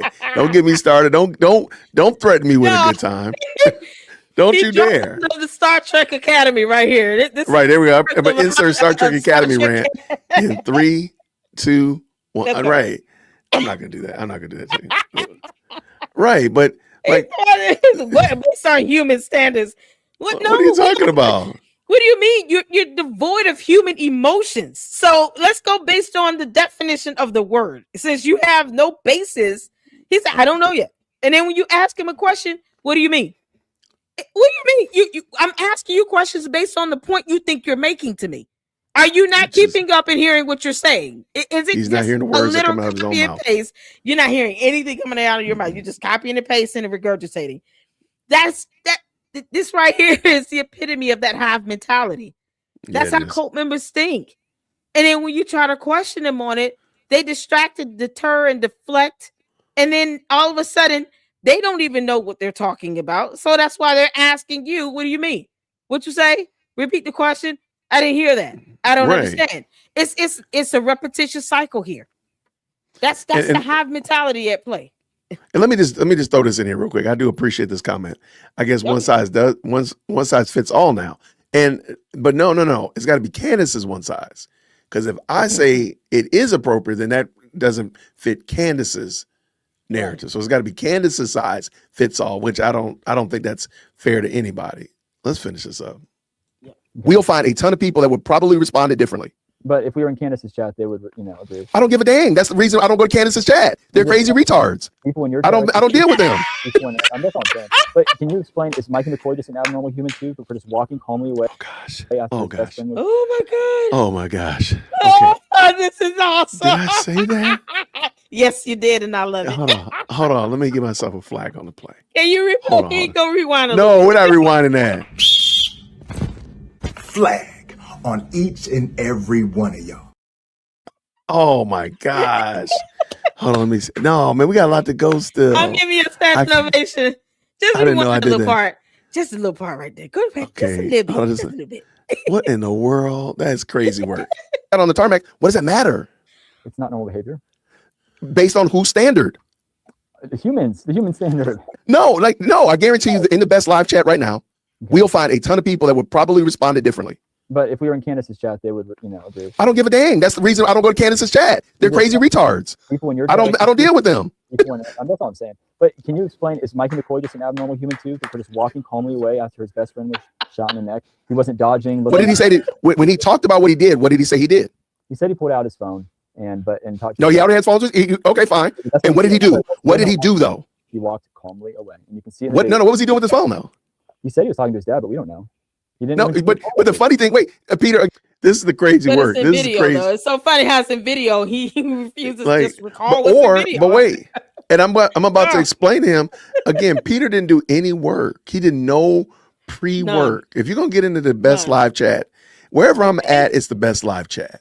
If you're gonna get in the best live chat and call the host names and be disrespectful to him or her, and I get zeroed in on you, do your homework first. Okay. Don't- And if I'm I the queen say- of the with YouTube, so you know you got it coming from me. I'm queen of YouTube. All right, like do your homework, because in a moment I'm about to tell him he didn't do his homework yet again. This is the third, fourth, maybe fifth time he's not done any homework. Watch this. Yeah, respectfully, maybe we need to move to a different topic. Okay.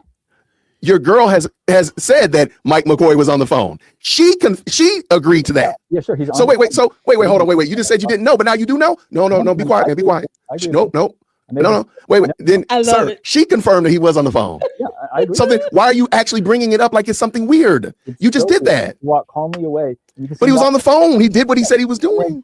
No, but what he didn't say is then Blake Neff says that he was like around the car when they were loading Charlie up, that he was like a hero, like a general. Wow. So because they said the story, Blake Neff is telling the story. I wanted to, and I thought about it after the Oh fact. my God, this is so good. This is so ridiculous, man. I'm like, what are You we handled him experiencing like here? a champion. Oh my What God. are we dealing with right here, man? What are we doing right here? No, so he's saying, because he walked calmly away, but Candace said he was on the phone. So what's weird about that? If you're following your cult leader and she says he walked calmly away, and she did not call that weird, why are you calling it weird? Because that's He all walked they calmly can do. away. That's it. Because he just that outsources simple. critical thinking. He Gotcha. outsources critical thinking, and he's not able to put together a cogent argument on the fly and ask better questions. Peter, That's it. you He just- next he time you can't- need to put down that phone and pick up a book and go read, Peter. It Yeah, would go be read- wise go read for a you to book. read a book. Go to your room and read a book. So because he told the story differently, Blake Neff wasn't there. So because he told the story, Wasn't that Blake means it's a there? lie? Wasn't Blake there? Was he? I don't believe Blake Neff was Yeah, there. because he said he was there and he saw Mike McCoy turn into like a hero. Dude, the Okay, whole fine. So what does that mean? It means somebody wasn't telling the truth about what happened. Well, see, that's where I'm going again. You're now saying that the person is not telling the truth. Mhm. If I ask you a question after the traumatic event that you saw, and you don't give me every last detail the same, when I ask you on the day of, 7 days later, and then 7 months later, nobody would say that you're lying, though. It's not like You Blake- literally said lying. Which hand did I hold the phone with? These are really big details. When Blake says, Such as what? What is the big detail? I want to know, what is the big detail? I have my phone to my ear. What is the big detail? What is the big detail that's going to change the Charlie Kirk narrative? is that Blake Neff said that Mike McCoy was acting like a hero, orchestrating everything while they were loading Charlie into Suburban. Okay. What? And then you What can is see acting Mike like a McCoy is not hero even mean? around the scene. And so it's just like, why are they just weird But- to say like that? Okay. You don't think so? I mean, you really don't. No, I don't, because I don't see that as being. Maybe you're majoring in the minors, but that doesn't. Okay, I would say that. His neck exploded. Okay, so Yo, I'm just gonna. I gotta get it. I get it. go ahead and get it in, man. Just All right. get it in. It boggles my mind now watching this back, like because Oh, God. if you all and again I've said this before when we've analyzed Candace puts out a truckload of information. Yeah. Have y'all noticed how much information this guy's thrown out there? Yeah. He's a shifting from he's a one he's a thing to another. Cantifa devotee of the highest order. He's just literally throwing out information, whether it makes sense or not. You know, Mhm. Blake Neff doesn't pay his credit card bill on time. Andrew COVID doesn't inflate his tires properly. Just throwing out stuff that doesn't even matter. Who cares? None of that changes anything. And I should have said Yep. now in retrospect, maybe I'll edit this video, editor Jason or Jason from the No, future. leave Like, it- leave like it be.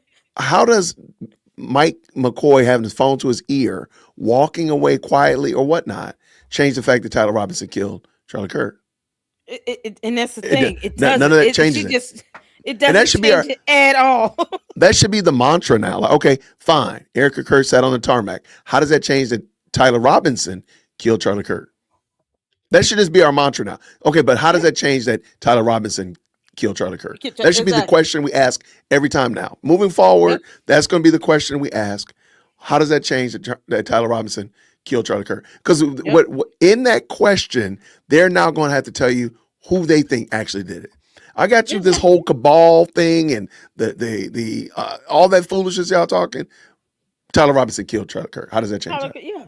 Yeah, exactly. What's the evidence to point to anyone else pulling the trigger? That's it. I There you say go. this all the time in when I'm doing commentary.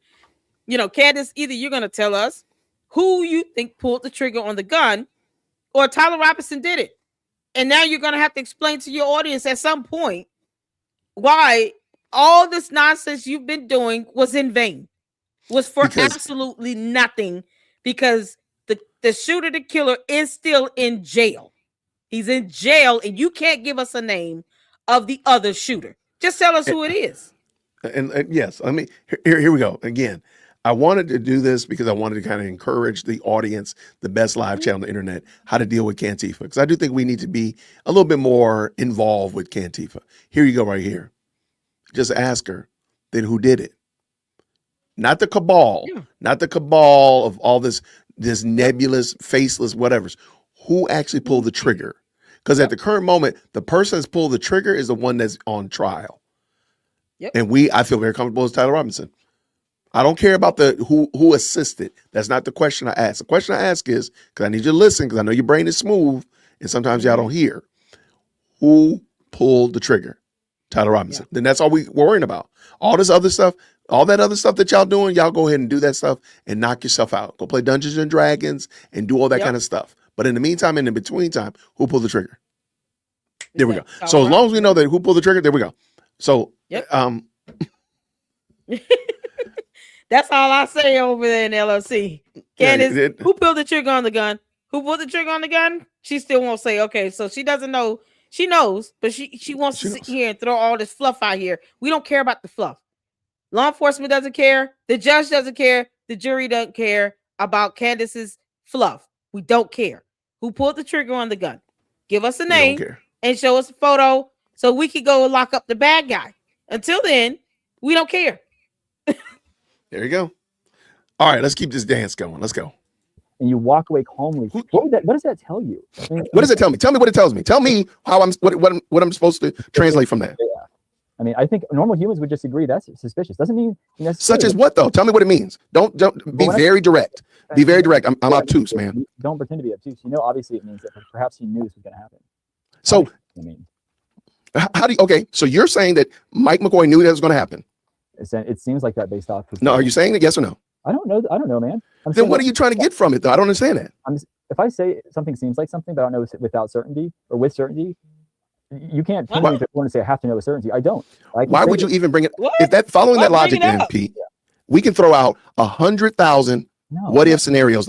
You're literally bringing it up because we can watch the film and we can say, why did this person move? Remember the whole thing with hand signals they were doing? Remember there was a whole thing about them making hand signals? That probably was nothing. But see, that's what I'm saying. Like, why even go there? If we're going to see suspicious things, some of those things might be non-issues. Some of them might be issues. But we're allowed to look at those things and judge those things independently, and we don't have to have a conclusion. You're making it seem like I have to have a conclusion here. No. I'm saying even asking the question is kind of silly. That's the point that I'm making. Why just saying, oh, the guy walked away? That's suspicious. That's weird. That's strange. You have used all of those words. All I'm saying is, for what? Like, what is the purpose of saying that? Otherwise, you're only muddying up the water more. You're only bringing up. And by the way, you still have not brought. And he was acting weird when his friend died. To me, okay, you said that, and he was involved. And let me real quick. I got to hold on, man. That doesn't make sense. Your best friend is getting executed, and you're making the insinuation that he was in on it. That's just cruel and unusual. There's no reason to do that.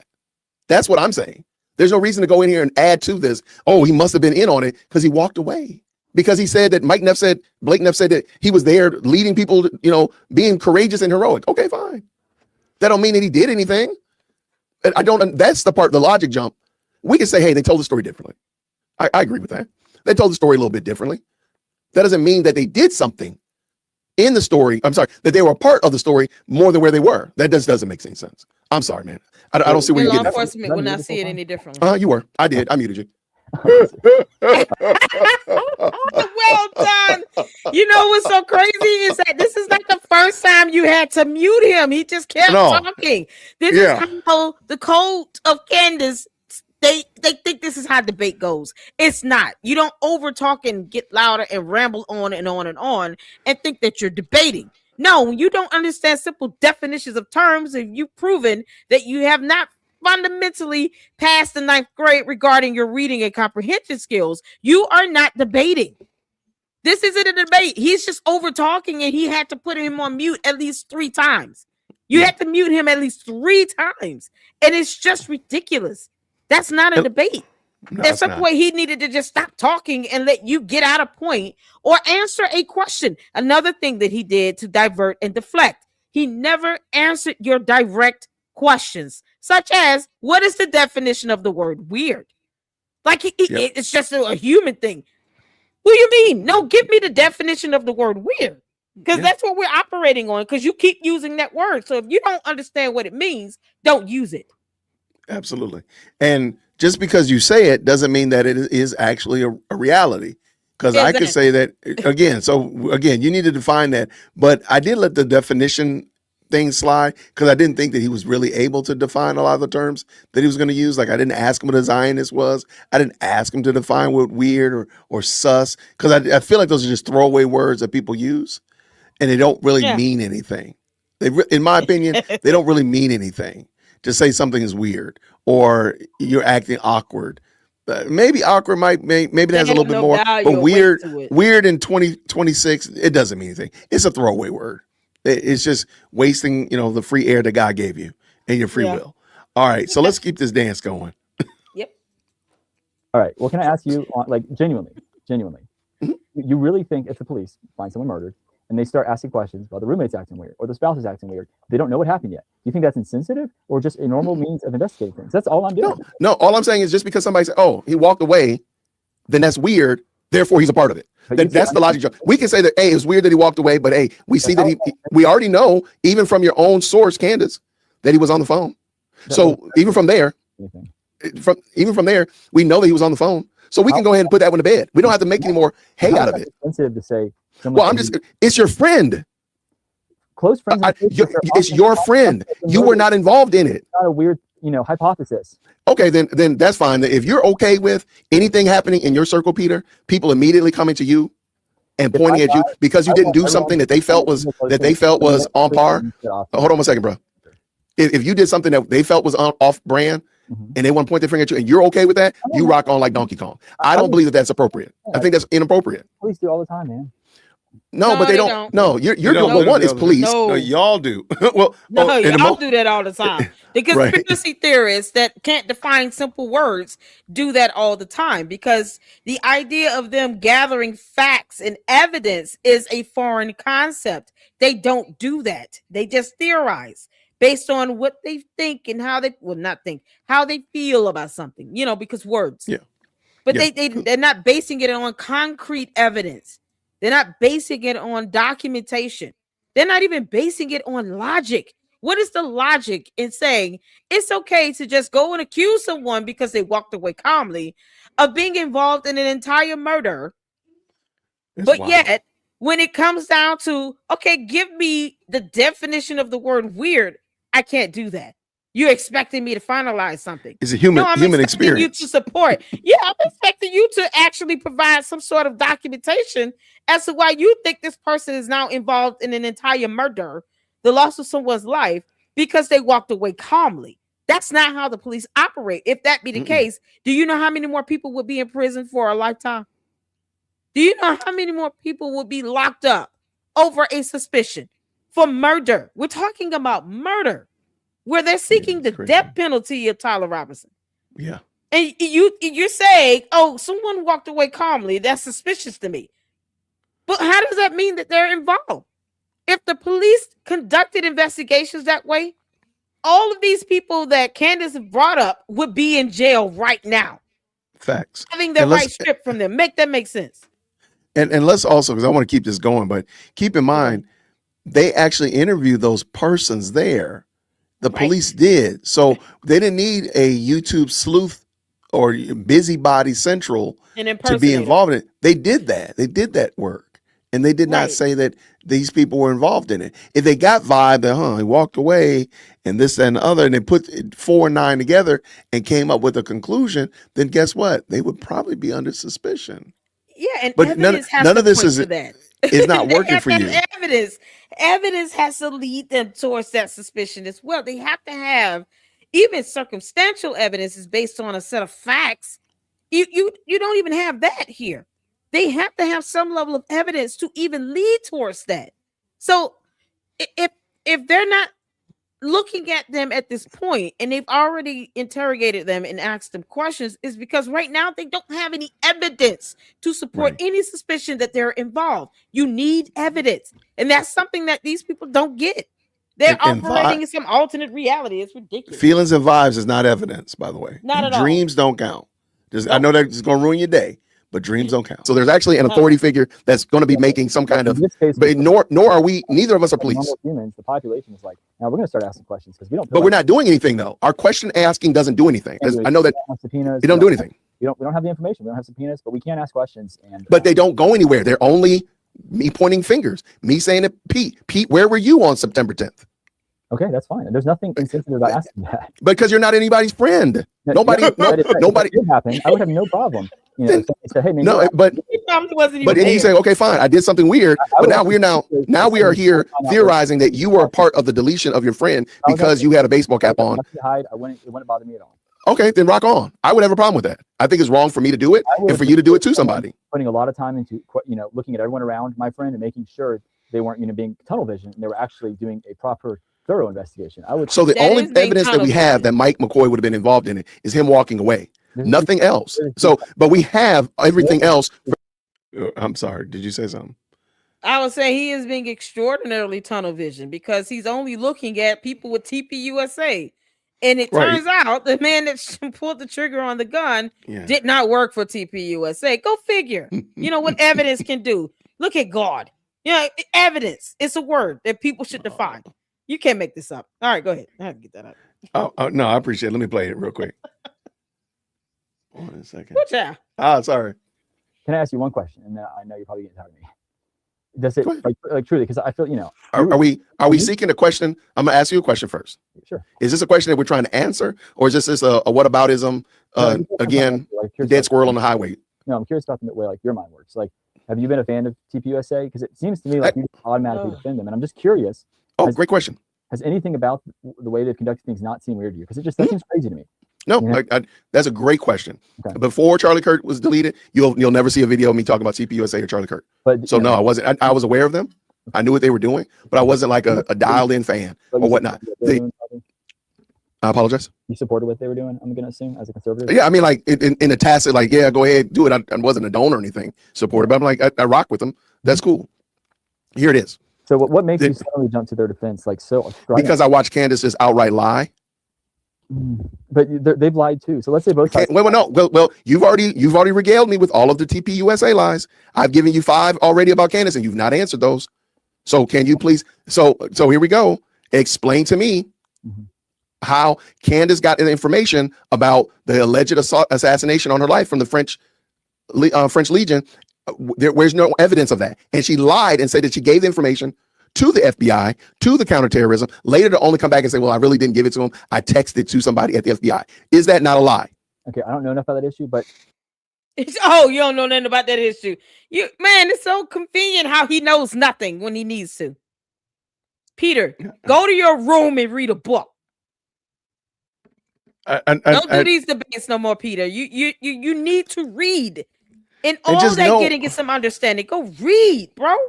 And just again, like these are very straight and direct problems that are there that are glaring holes in her narrative, and nobody seems to be worried about it. But you just didn't know about it, man. Come on. I mean, they were reporting on that on the news. Oh my God. How did I mean, on mainstream news was reporting. Mainstream media was reporting on that. So you can't honestly tell me that you didn't know anything about it. But okay, let's go. Yeah, he lied. Even if it was a lie, does that indicate that she was involved in his murder? It doesn't. Nope, it's weird. According to your standard, Pete, it's weird. It's weird. It's weird. But let me go back and answer your question, because I derailed my own answer. Because I'm going to answer your question about why I'm here poking fun at this. And I'll just explain. 1, I watched Candace lie. But 2, I watched Candace lie in the name of being a Christian. Sure. And therein is the rub. We are not allowed to do the things that Candace does. We're not supposed to take the word. I'll finish. We're not supposed to take the word of only one witness. We're supposed to seek 1 or 2 witnesses. Candace is the only witness for the lion's share of the things that she said. The lion's share of them, we don't have anybody else to corroborate those things. We have nobody whatsoever. So therefore, I'll wait. Thank you so much. So it's all good, bro. But let me finish. I understand. Sorry, hard for me not to jump in. Then hold tight. All right. So I'm watching her lie and profess to be a Christian. There's a problem there. If I were doing that, I would expect my colleagues, those persons that know me and people that don't, to say Jason is out of pocket and he's wrong. And so therefore, and now on a regular basis, I'm watching her lie. As much as she says that other people lie, please understand she's doing it just as much. I really truly believe that she's just projecting her own things onto other people. All right, From saying I'm challenging that the lion's share of what she says is her own projection out on other people. From lying, saying that she couldn't move and she couldn't talk to anybody, only to find out that she did an interview with CNN. Okay, that sit down with the lady at her house. She said that she couldn't move. She was in the bed. She couldn't even think straight. But she had actually had an interview. Okay, maybe so. No, Is I'm that- gonna come back. Not a maybe. It's a I'm feeling good. I'm gonna keep on going. So that's why I keep. And I'm not saying the TV. I'm sorry, Leila. What He did you say? said maybe so. He said maybe so. No, you're citing exactly what was reported, what's in videos, what's evidenced, what can be proven with documentation. This is the issue with the cult mentality. They only believe what the cult leader says. They don't even try to watch other credible sources or get information because they're trained to think. They're trained not to think, to take in, not to think, to take in outsource. information exactly only from the cult leader. The cult leader goes, only trust what I say, only do what I tell you to do. That's it. Yes, sir. Candace has said this. If anyone tries to say it, it's a lie. She said that. She speaks like a cult leader. I've been calling Candace a cult leader for 4 months. Candace knows she's a cult leader. Yeah, and that's what cult leaders do. They go out and the whole mantra is just believe the cult leader. It doesn't matter what her principles are behind it. What the principles of the cult is, just believe the cult leader. And that the leader says, this is what I'm calling a fact. This is what I'm calling evidence. This is what I'm calling the truth. They're going to copy and paste that. Bottom line. It's so clear right here. Yeah. And anyway, everybody, thank y'all, everybody who's jumped in. If you just hopped in and you're not aware, I was on a podcast. I was on a podcast Thursday, another podcast, and this gentleman that we were watching jumped into the comment section. He was being very disrespectful to the hostess of the podcast. And I just told him, I said, hey, how about you just email me and we can iron out the problems that you're having? Because she's new at YouTube, and she really wasn't able to handle the back and forth without it getting a little bit derailed. Because we weren't even talking about that. He was talking about we're all Zionists and blah, blah, blah, blah, blah. The usual ignorant Cantifa speaking points. So I invited him to come over, shoot me an email, dearwokesy@gmail.com. and we can line this up. So he shot me an email, big mistake. We lined it up, bigger mistake. He got on the camera, extra big, with a side of crazy mistake, because as you see right here, I'm eating them up for lunch. So that's, somebody asked, what was the genesis of this conversation? And no, he was not on there with Gary and I. Oh my gosh, no. Gary would have had him for Gary would turn him into sushi. Oh man, that demolish. So let's finish this up though. Let's finish this up. But okay, let's go. And I've said this ad nauseum. I don't think TPUSA is some great unassailable entity. They're not. They're a political organization at best. Yeah, they're the worst. At best. So I don't expect them to be perfect by any means or measures. Sure. However, I don't believe that they deleted their own cash cow, that they deleted the golden goose. You're not going to convince me you're not going to convince me of those things with the mamsy-pamsy weak evidence that Candace has been displaying. Even though they made money since it's been gone. Can you show me where are you getting $250 million? It's public fact somewhere. We can pull it up and show me. All right, I'll have to find it. But. Now, the reason I'm saying that is because you're right. And so I want people to know, like, if you don't know, remember what I told you in the beginning. If you don't know the answer, ask the questions. Ask them to show you this. Like, no, and don't let them get away. Now, I'm going to let him off the hook, but it is well after I let him flounder for a while. And you can say, like, no, find that information. We'll just stop right now. That's right. That's right. And don't go anywhere. We're not going anywhere until you figure. Okay. I'll wait till you get me that information. Yep. And so anyway, just know that you're able to do that. Not knowledge.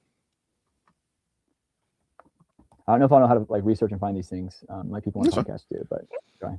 That's fine. So again, and maybe this might be homework. I would just maybe say it might be good to look into that. That too, as if they brought in. So I'm assuming it's correct. You assume it's correct. Say again. TBS USA hasn't disputed they made $250 million in 6 months. So You know what they also haven't disputed? Anything else? Oh, they disputed. Yeah, I mean, they're not going to sit and go back and forth with you. You do realize TPUSA hasn't said a whole lot of stuff. When people say TPUSA said or TPUSA did, they don't actually have anybody that's doing that or saying that. I'm just saying, I'm pretty sure it's like coming from them that they've made a ton of money. So, Where are you getting it from? Where? I'll Where try are to you find getting it. it I don't from? think like that. I got you. And the reason I bring that up, Peter, is I'm catching an idea that you're sharing ideas that come from Candace. Because if you think about it, man, just think about the words that you said. $250 million in 4 months. That's insane. Okay, Now, I'll tell you what is more akin to. Sure. It's over the life of their business. So it's over the life of their TPUSA's existence. Go ahead. I think that's probably a short-sighted thing to do. So I think it's fair to say that we've caught her in yet another lie. No, I don't think so. Well, okay, you don't think so. I do think so. I guess we call the whole thing off. Get out of here. I don't know what the exact amount was. If I'm wrong on an amount, so the point you are wrong. That they've made more money since he died than before. And do you think that money would be sustainable? Do you think that money that they made, when you say they made more money, I think through donations, because it's not like they made more money through donations after Charlie Kirk died. Do you think that maybe the goodwill and all the emotion toward Charlie Kirk's deletion might have been why they brought that money in? I'm just saying right now, it's not like they lost money. You kind of made it sound like why would they lose money? What would be the ask? But you were saying that they were going to lose donors and stuff. They were going to lose donors when Charlie. So they lost donors and stuff, but they clearly don't care about the donors anymore. Oh, they do. Yeah, I'm quite sure they do, man. Dude, they're such a corrupt organization owned by these. Now it's a corrupt organization is crazy word. This is a crazy word. Oh, the way he rambles, it gets underneath my skin to hear him just ramble from one point to another and just have a complete disregard while over talking you at the same time. Just a complete disregard for anything you're saying. It's like let me be condescending without being condescending. It's so disgusting to me. I'm sorry. But watch this though. Listen to this part. There's such a corrupt organization's last words. Watch this. Billionaires. And it's like anytime you have people like that owning your organization, you know they're up to no good, man. I mean, like, you should know that. Like, so wait. Who are the billionaires that are running TPUSA? We got to talk about this one now. Come on. Well, I mean, I know the one donor that texted Charlie the very weird, aggressive text message. Lori. Okay. He said they lost $2 million, and one donor was going to pull $2 million because he wasn't supporting Israel enough. No, there's just gotcha. But he made 25 That's a couple million. Of them. So people that have a lot of money, having influence in TPUSA is a bad thing, right? Okay. So what about people having a lot of money, having influence on the Candace Owens podcast? I don't think that's actually making money. It's more of a grassroots thing. It's the fact that everyone's watching. But Candace Owens' husband has a net worth probably more than everybody in this live chat. She brings in more money every week than most of us bring in a month. Wait, so explain. And is that not bad? Is her husband having money? But you just said people having money, having influence in something is bad. God, you just said how did you do this? The logic arguments are just staggering. Oh, dear Lord. It's like listening to someone scratch a chalkboard with fingernails and that screeching, it just makes my skin crawl. What are you talking about, my guy? What are you talking about? He's worth $244 million. Peter, I hope you're listening because I'm telling you right now, I'm not as nice as my brother here is. I'm not. Hey. I am so much more mean than this.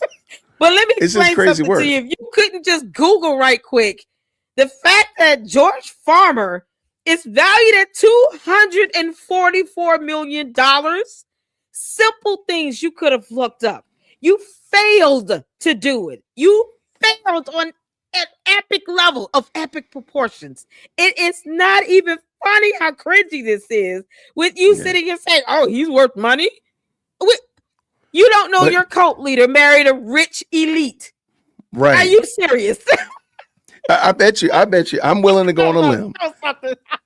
I'm willing to go on a limb and say, I bet you he would say that Candace is just like the hoi polloi. She's just doing this literally out of her, out of the side office off her kitchen. She's just like everybody else. I bet you he would probably say that. Because again, he's totally obtuse to who it is that he's following and who it is that he's listening to. But let's get done. I don't think they're pressuring Candace to say certain things on her podcast. Those things are. But her husband is her producer. He's very involved in the podcast. You really think it's the same as someone donating money directly to TPUSA? He has a vested interest in her talking trash. Where does her husband make his money from? Is it from donors? I have no idea, but he's worth more to me and you. And he's not owned by these people at TPUSA. But who's he earned by? I mean, He you said worked for rich people TPUSA. involved in He was podcasting was bad. at TPUK. George Farmer is rich. George Farmer is rich. Say Oh again, my friend. God! He didn't know that George Farmer was once upon a time chairman of TPUK Or so Parler. Peter, He didn't know any of that. No. Parler Inc. He's still the owner of Parler Inc. He tried to get Kanye West to buy it. So Peter knows nothing, and he failed to do his homework, and he still can't define simple terms. Are you serious, Peter? Do not get your behind up on a platform and debate again unless you are prepared to be utterly obliterated. It's not even difficult to obliterate you at this point. This is laughable. Yeah, Is he just served him up. He just served him up. Rich, Somebody. he's got influence over Candace's podcast. Please tell me and agree with me that it's bad. Do the little down thing like that so you get the little emoji. Go ahead. But I can't do it. I want the emoji. What if I Okay, do- but then do that and see what happens. But guess what? It's still gonna be true. I don't see it as the same thing. I don't think. Why does it? What's different? I think if someone's giving you money expressly for the intent of conveying a certain message, they feel like they have like a, they have a say in what you say, and then you're no longer conveying an honest message. So nobody is influencing Oh my funds God. into Candace Owens. I think a lot of smaller people are, yeah, and which is And so those smaller people all have like really good motives. They're not involved in anything else, right? Grassroots. I trust that politician way more than someone that gets money from 10 super rich people. You know what I mean? That's all I'm Okay. saying. And we're talking about politicians. We're talking about politicians. podcasts. I don't remember which one we're talking about now. Which one we're talking about? Podcast is now. Say We're talking again? about podcasters. We're not talking about politicians. I He's have just no idea how we got to deflecting and politicians. dodging. It's He so is. obvious that he's deflecting. He's so deflecting. He's like, let me deflect. Oh, let me dodge from this. Let me dip and duck and dodge and duck and dip. It's like the dodgeball movie coming into real life, except it's less funny. You can't make this up. All right, go ahead. Yeah, we're done. Now the media. Podcast Todd- is new now. That's fine. Okay. So why is Candace okay? She's involved with super rich people, John Mappin, of course, her own husband. Her friends are not broke Sure, by but any means of measure. So why are they okay, but Charlie Kirk isn't? her friends having money doesn't mean they're giving her podcast money. I mean, Do we not know that? How do we know that they're not? We don't have any proof of it. We do have. Do we? Well, I can look at her super chats and I can say that every one of those super chats comes from a rich friend that's funneling money to her to talk trash. Doesn't even compare the amount of individual sums. What? So how much money does it take in order to say that it's bad? Because we can get some people to do. I live in Atlanta. We can get some people to do something real strange for $5. Yeah, sure, but not obviously. So, but how much does it take in order to say, "Oh, that's weird"? Go ahead, I'll listen. What does it take to influence someone's message? Probably depends on how rich that person is, but it's got to be in the hundreds or millions of dollars, hundreds of thousands. You sure? Okay. Who said And that? if we looked at Candace and said, "Wow, Oh my God. this year, it's crazy work. Last year, Where did she you made get that from? $300,000 on YouTube and super chats." Thousands of views, man. These are all from common people. It's completely But- different than rich people Are- pressuring you to say a certain thing and hold to a specific message that they were bullying Charlie not to say. I mean, I just see that as very different. Okay, and so all I'm saying is, I think it's equally just the same about Candace. I don't know how you can think that, but all right, man. I don't know how you can think that. Well, look, we've gone for an hour. With but, no evidence. My bedtime's coming up here, but this was a lot of fun. I do appreciate it. It's For sure, man. bedtime. Thanks so much, man. I mean, Peter, appreciate you, man. I don't know if Derek, so it's all good. I apologize about that, Peter. Okay, Thanks so good, much, good. friend. Yeah. Sure enough. All right. Peter, oh, you're a headache. Oh. There you go. Oh no. There you go. That ending, he could not. All he did was deflect. He couldn't come up with a straight answer to save his life. First of all, Candace does get donors from rich people. Her donors, because she has Candace Owens LLC, Georgetown Inc. These are companies that she runs. These are 501. One of them is a 501c3. She also has paid 501c3s that are registered as LLCs as a part of her organization she had with Blexit. She gave that one company $553,000 in 1 year. And they were nothing more than a social media fundraising website. That's based on tax documents, Peter. Reading is fundamental. You might want to learn how to do that. This is, I hope his parents don't see this. This is embarrassing for him. Well, let me go. Let's go ahead. You know what? I'm gonna read through these super chats because that reading is fundamental. I want to thank you to the very y'all kind so much. supers. Shout out to Laura. She's been a member of your channel, friend, Yes. for 9 Lord, months. She that's said, one of shout my out to the best dynamic minds. duo. I Thank appreciate you, you, Laura. friend. Thank you so much. Shannon came through right here with the $20 super. Thank you so much. She says, "Hey, Jay, I saw you on Gary's podcast. Rock on, brother." Thank you so much. Thank you so much for the Yes. support. I appreciate you following on through. Gary is a great content creator. And I'll probably be over there. I think we're supposed to be doing something this week. I got to check my calendar. Okay, But cool. I will All keep right. you posted. What's going on, Lady Williams? She's been a member over there. Sandia. She's been over there for 9 months as well. Can you please do a Absolutely. live together, breaking and reacting to the live Jay Witt did with the homegirl the Homegirl. other day too? Oh my gosh. Oh, the lady. Y'all, I might Jay have to Wynn chop went that off up. on That was that was such a he went long off on conversation. her. Oh, it was so good though. That was such a long conversation. I don't know if I got I it enjoyed in every sync. minute of that one. We got to do it. Oh man, it would be absolutely hilarious. I gotta pray. I gotta pray. Let me see what Debbie got to say. Let's see what Deb got to say with the $5 super. She says, Jennifer, hey guys, I invited a new friend of mine, Jen, and I just wanted to introduce her to the chat. Shout out to Jen. Y'all Okay. go ahead and put Shout Jen out to you. 8123 in the chat. Say what's up to her. What's going on? Well, thank you for welcoming somebody over, inviting somebody over to the family. All right. Shout out to the brand new members. I dropped 10 memberships. Lady, there we go. Lady Luck Club. She did 10 as well. Shout Yes, out to I those did. brand new members. Patricia Rich came through and she dropped 5 memberships. We just extending the Shout gang out left to and you. right. Shout out to her. Thank you so very much for that. And then Dom coming up in here, blessing 10 other people with memberships. Shout out to y'all. Welcome to the Awesome. family, all of y'all. Make sure you check out your members only content at the top of your. I know it's on my community page. I think you have it on the community as well. Lady Yeah, I Luck. think Okay. so. Yeah, I think so. Okay. I haven't All looked right. at it. Well, I'm gonna there look you at go. it. There you go. All right. All right. Give me the summation. Lady Well, Luck, as we round these bases. in all that getting is some understanding. It's imperative to understand the fundamentals and to read information. At the end of the day, this comes down to the loss of someone's life who was a husband, a father, a CEO.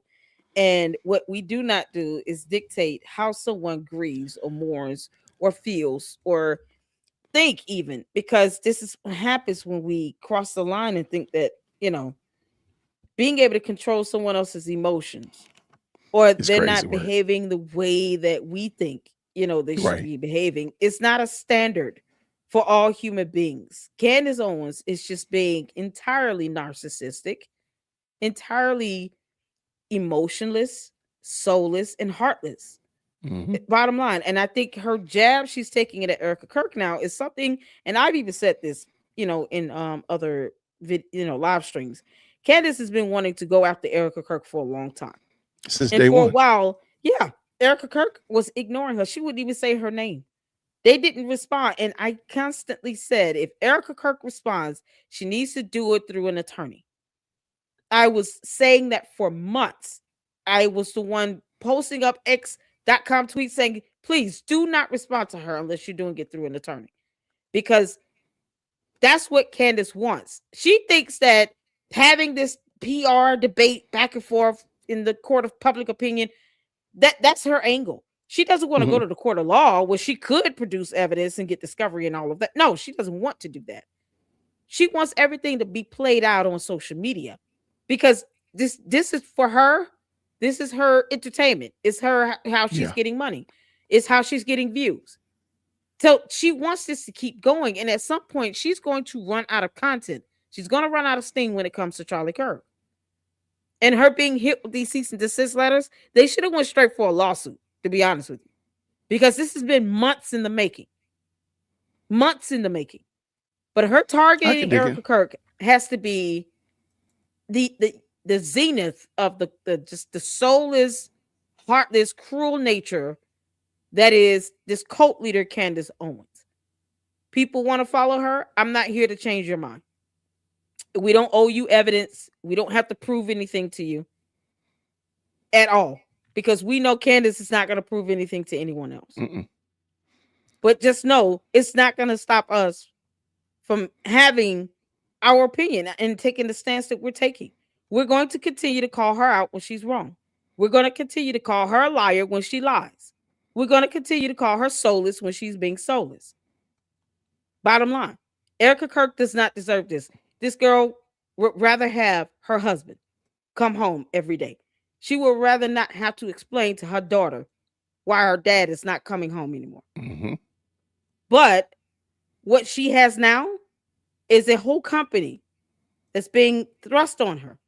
And she's having to run that company and still be a mother to these two kids and still mourn and grieve the loss of her husband. Candace Owens does not set the tone or pace for that. That is not her place.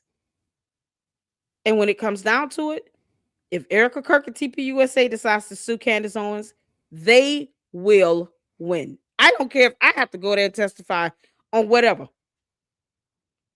They will win because I think Candace so. Owens does not care. She doesn't care. She doesn't care about evidence that they could be gathering against her. She doesn't care about any of that. So, Candace, if you don't care, don't whine and complain about it when they do hit you with a lawsuit. Take it like a champion and keep living. Mm-hmm. That's my summer. No, I appreciate it. And I just want to remind people that I think we do need to engage Cantifa more and allow them to talk themselves into the trick bag and put themselves in these bad positions. So, and ask them questions to say, okay, like explain to me what that means.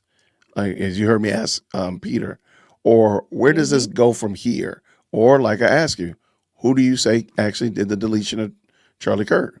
Ask them and out front and let them just answer that question. The only one question. We're not going to talk about FBI. We're not going to talk about spy planes. We're not talking about red cranes. I just want to know who killed Charlie Kirk. Who in your estimation did it? Then, Always and say, well, I believe Tyler Robinson. And they're going to say, well, you believe the Fed slop narrative. Well, the Feds aren't running point on this. So that's kind of a dumb statement. But let me ask you again, who do you think actually did it? So you don't have to have all these things answered, and you can still have questions. I think there are still very valid questions that don't necessarily make a lot of sense right now. Right. And I think as the case goes on, I believe we'll know a whole lot more, and maybe some of those questions will get answered that you have. Some of those questions will make sense then. Like, okay, yeah, that makes sense now. At the current moment, they don't make sense. But that's the one thing. Be ready to engage with them and ask some questions. But then also keep in mind that you don't have to have every last one of these I's dotted and T's crossed in order to engage with them. And I just wanted people to see that and hear that as watching Peter kind of do what he was doing and such of that nature. And if you decide, if you're a Cantifa member and you're up here close to the front of the church and you want to ever, dearwokec@gmail.com, you're welcome to shoot me an email. And you already know what I'm going to do. You already know how I'm going to talk about this topic. So we can definitely talk about them. I'm not going to waste a lot of time talking about things that are not interesting to me. I'm not going to sit there and argue for 2 days about a sliver of land over in the Middle East. So don't even waste your time doing that. But I will talk about things that are right here and around my own doorstep that really do affect me and capture my attention. So I would like you to be able to discuss that. So if I find it, I'll drop it in the chat. Or the mods could drop the dearwokec@gmail.com. Here it is right there. And I've asked the same question. Candace, tell us who the shooter is. Tell us who pulled the trigger on the gun. Tell us who pulled the trigger on the gun. Till you do that, then you're not saying anything of value because, I think in the LLC, they know mostly I love reading the court documents. I've read the indictment on, live. I've gone over it, and other motions and pleadings filed in that case as well. Andrea Burkhart and you as well have a great, y'all do a great job of keeping up with all the court documents and everything. So I've gone over several of the motions of plea, even the one with the standing decorum order. I mean, I knew that the media press had violated it when they posted up a video of what looked like Tyler Robinson's feet in shackles. Like, who was in there recording when they shouldn't be? But and then of course you had the court hearing on how they violated the standing court order. So I've gone into matters regarding the case because I'm not a conspiracy theorist. I'd rather go on the facts and the evidence at hand. And what we have in writing is, a confession. We have video evidence, and we have a man that had a gun in his hand wrapped in a towel. I mean, bottom line, all the other evidence that is to be shown to the jury will be shown to the jury at that time. I don't want all the evidence. We have laws for that too. All the evidence we put out there and then it's biased and butchered. For what? Then you taint the jury pool. And then what? A person gets off because now you have a hung jury, and all over what? Because Candace Owens. Right. It won't be worth it when she can't tell us who pulled the trigger on the gun, Candace. You heifer. Tell us who pulled the trigger on the gun. Bottom line, when you cannot do that, then all this other flip nonsense, you starting this whole new storyline on Friday. Girl, who pulled the trigger on the gun? Okay, then irrelevant. And we're going to keep, me personally, I'm just laughing at her at this point. But when she is being completely cold and heartless and soulless, that's when I have to call that out, because I'm a mother. And the last thing I would want is someone telling me how to grieve the loss of a spouse. Are you kidding me? Child boom. Crazy work. Crazy work. Yeah. All right, good people. It's been a long night, yeah. man. It's been a long I night. enjoyed this. That's fun. 3 hours for me is like short time. That's like 30 minutes in my world. Oh, no, I agree. I agree, but Thank y'all so much. it's been fun. Thank y'all so much, everybody, for hopping in. Please make sure, if you're not already subscribed to the Lady Luck Club, go over there and check out what she's doing. Go ahead and give her a like. Let her know you appreciate her. Appreciate her following on through. Here, there's a couple people. Shout out Lady Williams. You've been a member over here for 7 months. Shout out to you. Thank you so much for your dedication and support. What does Blue Moon say here with the 5? I don't understand why being rich makes you evil. Many small donors are evil and want to have influence. Donors don't just give money. They have reasons. Exactly. I don't know. I don't think he really. Say again. It could be a motive. Well, I think what he's saying is it could be some motive, when they are donating and the idea that, if you are rich and wealthy, you're an evil person. Candace is rich and wealthy, people. Yeah. I don't know if you all knew that to the, she ain't broke. The Candy Coat members. Candace Owens is rich and wealthy. She spends thousands of dollars on a shirt. You can't make this up. Right. It's not something that, broke people or people living check to check are able to do. I cannot drop $1,500 on a shirt. That's my rent. But Candace can do that. She makes moves that is indicative of someone having a ton of money. And when you can look up and see what her and her husband are valued at, George, come out their closet. It's well over $200 million. That's not a broke person. She is a rich global elite. Her saying she's not means nothing. It's that simple. No, I'm right there with you. Oh man. All right, thank you again, Blue Moon, with the $10. Hey. Candace has donors, her clicks and sponsors. Do you think she will have pro-Israel sponsors? Nope. I understand the TPUSA donors. Her behavior proves that they were right. Yeah, and I don't. Yeah. That's a great point. She would have pro-Israel donors on her channel. So same thing as, but I believe she knows that, but she knows that the outsourcing of critical thinking of her audience is not going to pick up on that. So she'll get away with it. That's what I think it is. But all right, y'all, make sure, mods, if you can make sure, please, we drop Lady Luck Club's link in the chat. Make sure that everybody knows how to get over there and see what she's doing. Thank you. I appreciate each and every one of y'all for hanging out with us tonight. And, hey, if you're a member of Cantifa, you want to shoot me an email, go ahead and do it. And I think it'll be great conversation. I'm looking forward to having it with you. Or you can shoot Lady Luck Club an email. Yeah, email, yes. Yes, oh, come on. You can come for me on that. Listen, she might enjoy it. I would definitely enjoy it. I would. Come on. Deacon, you have to listen to this. It'll be funny. I know it will be. All right, y'all. But everybody, thank you all, everybody. We appreciate all of y'all. Have a fantastic night. We'll see y'all real soon. Grace and peace. Take care. Thank you so much for tuning in to another episode of the Jay Witt Podcast. If you enjoyed today's show, please do me a favor and hit me up with that 3-piece special. Like the video, subscribe, and of course, share it with somebody who would also enjoy this type of content. And make sure you leave a comment, because I do pin the best comments to the top. So thank you so much for tuning in today. And until next time, everybody, grace and peace.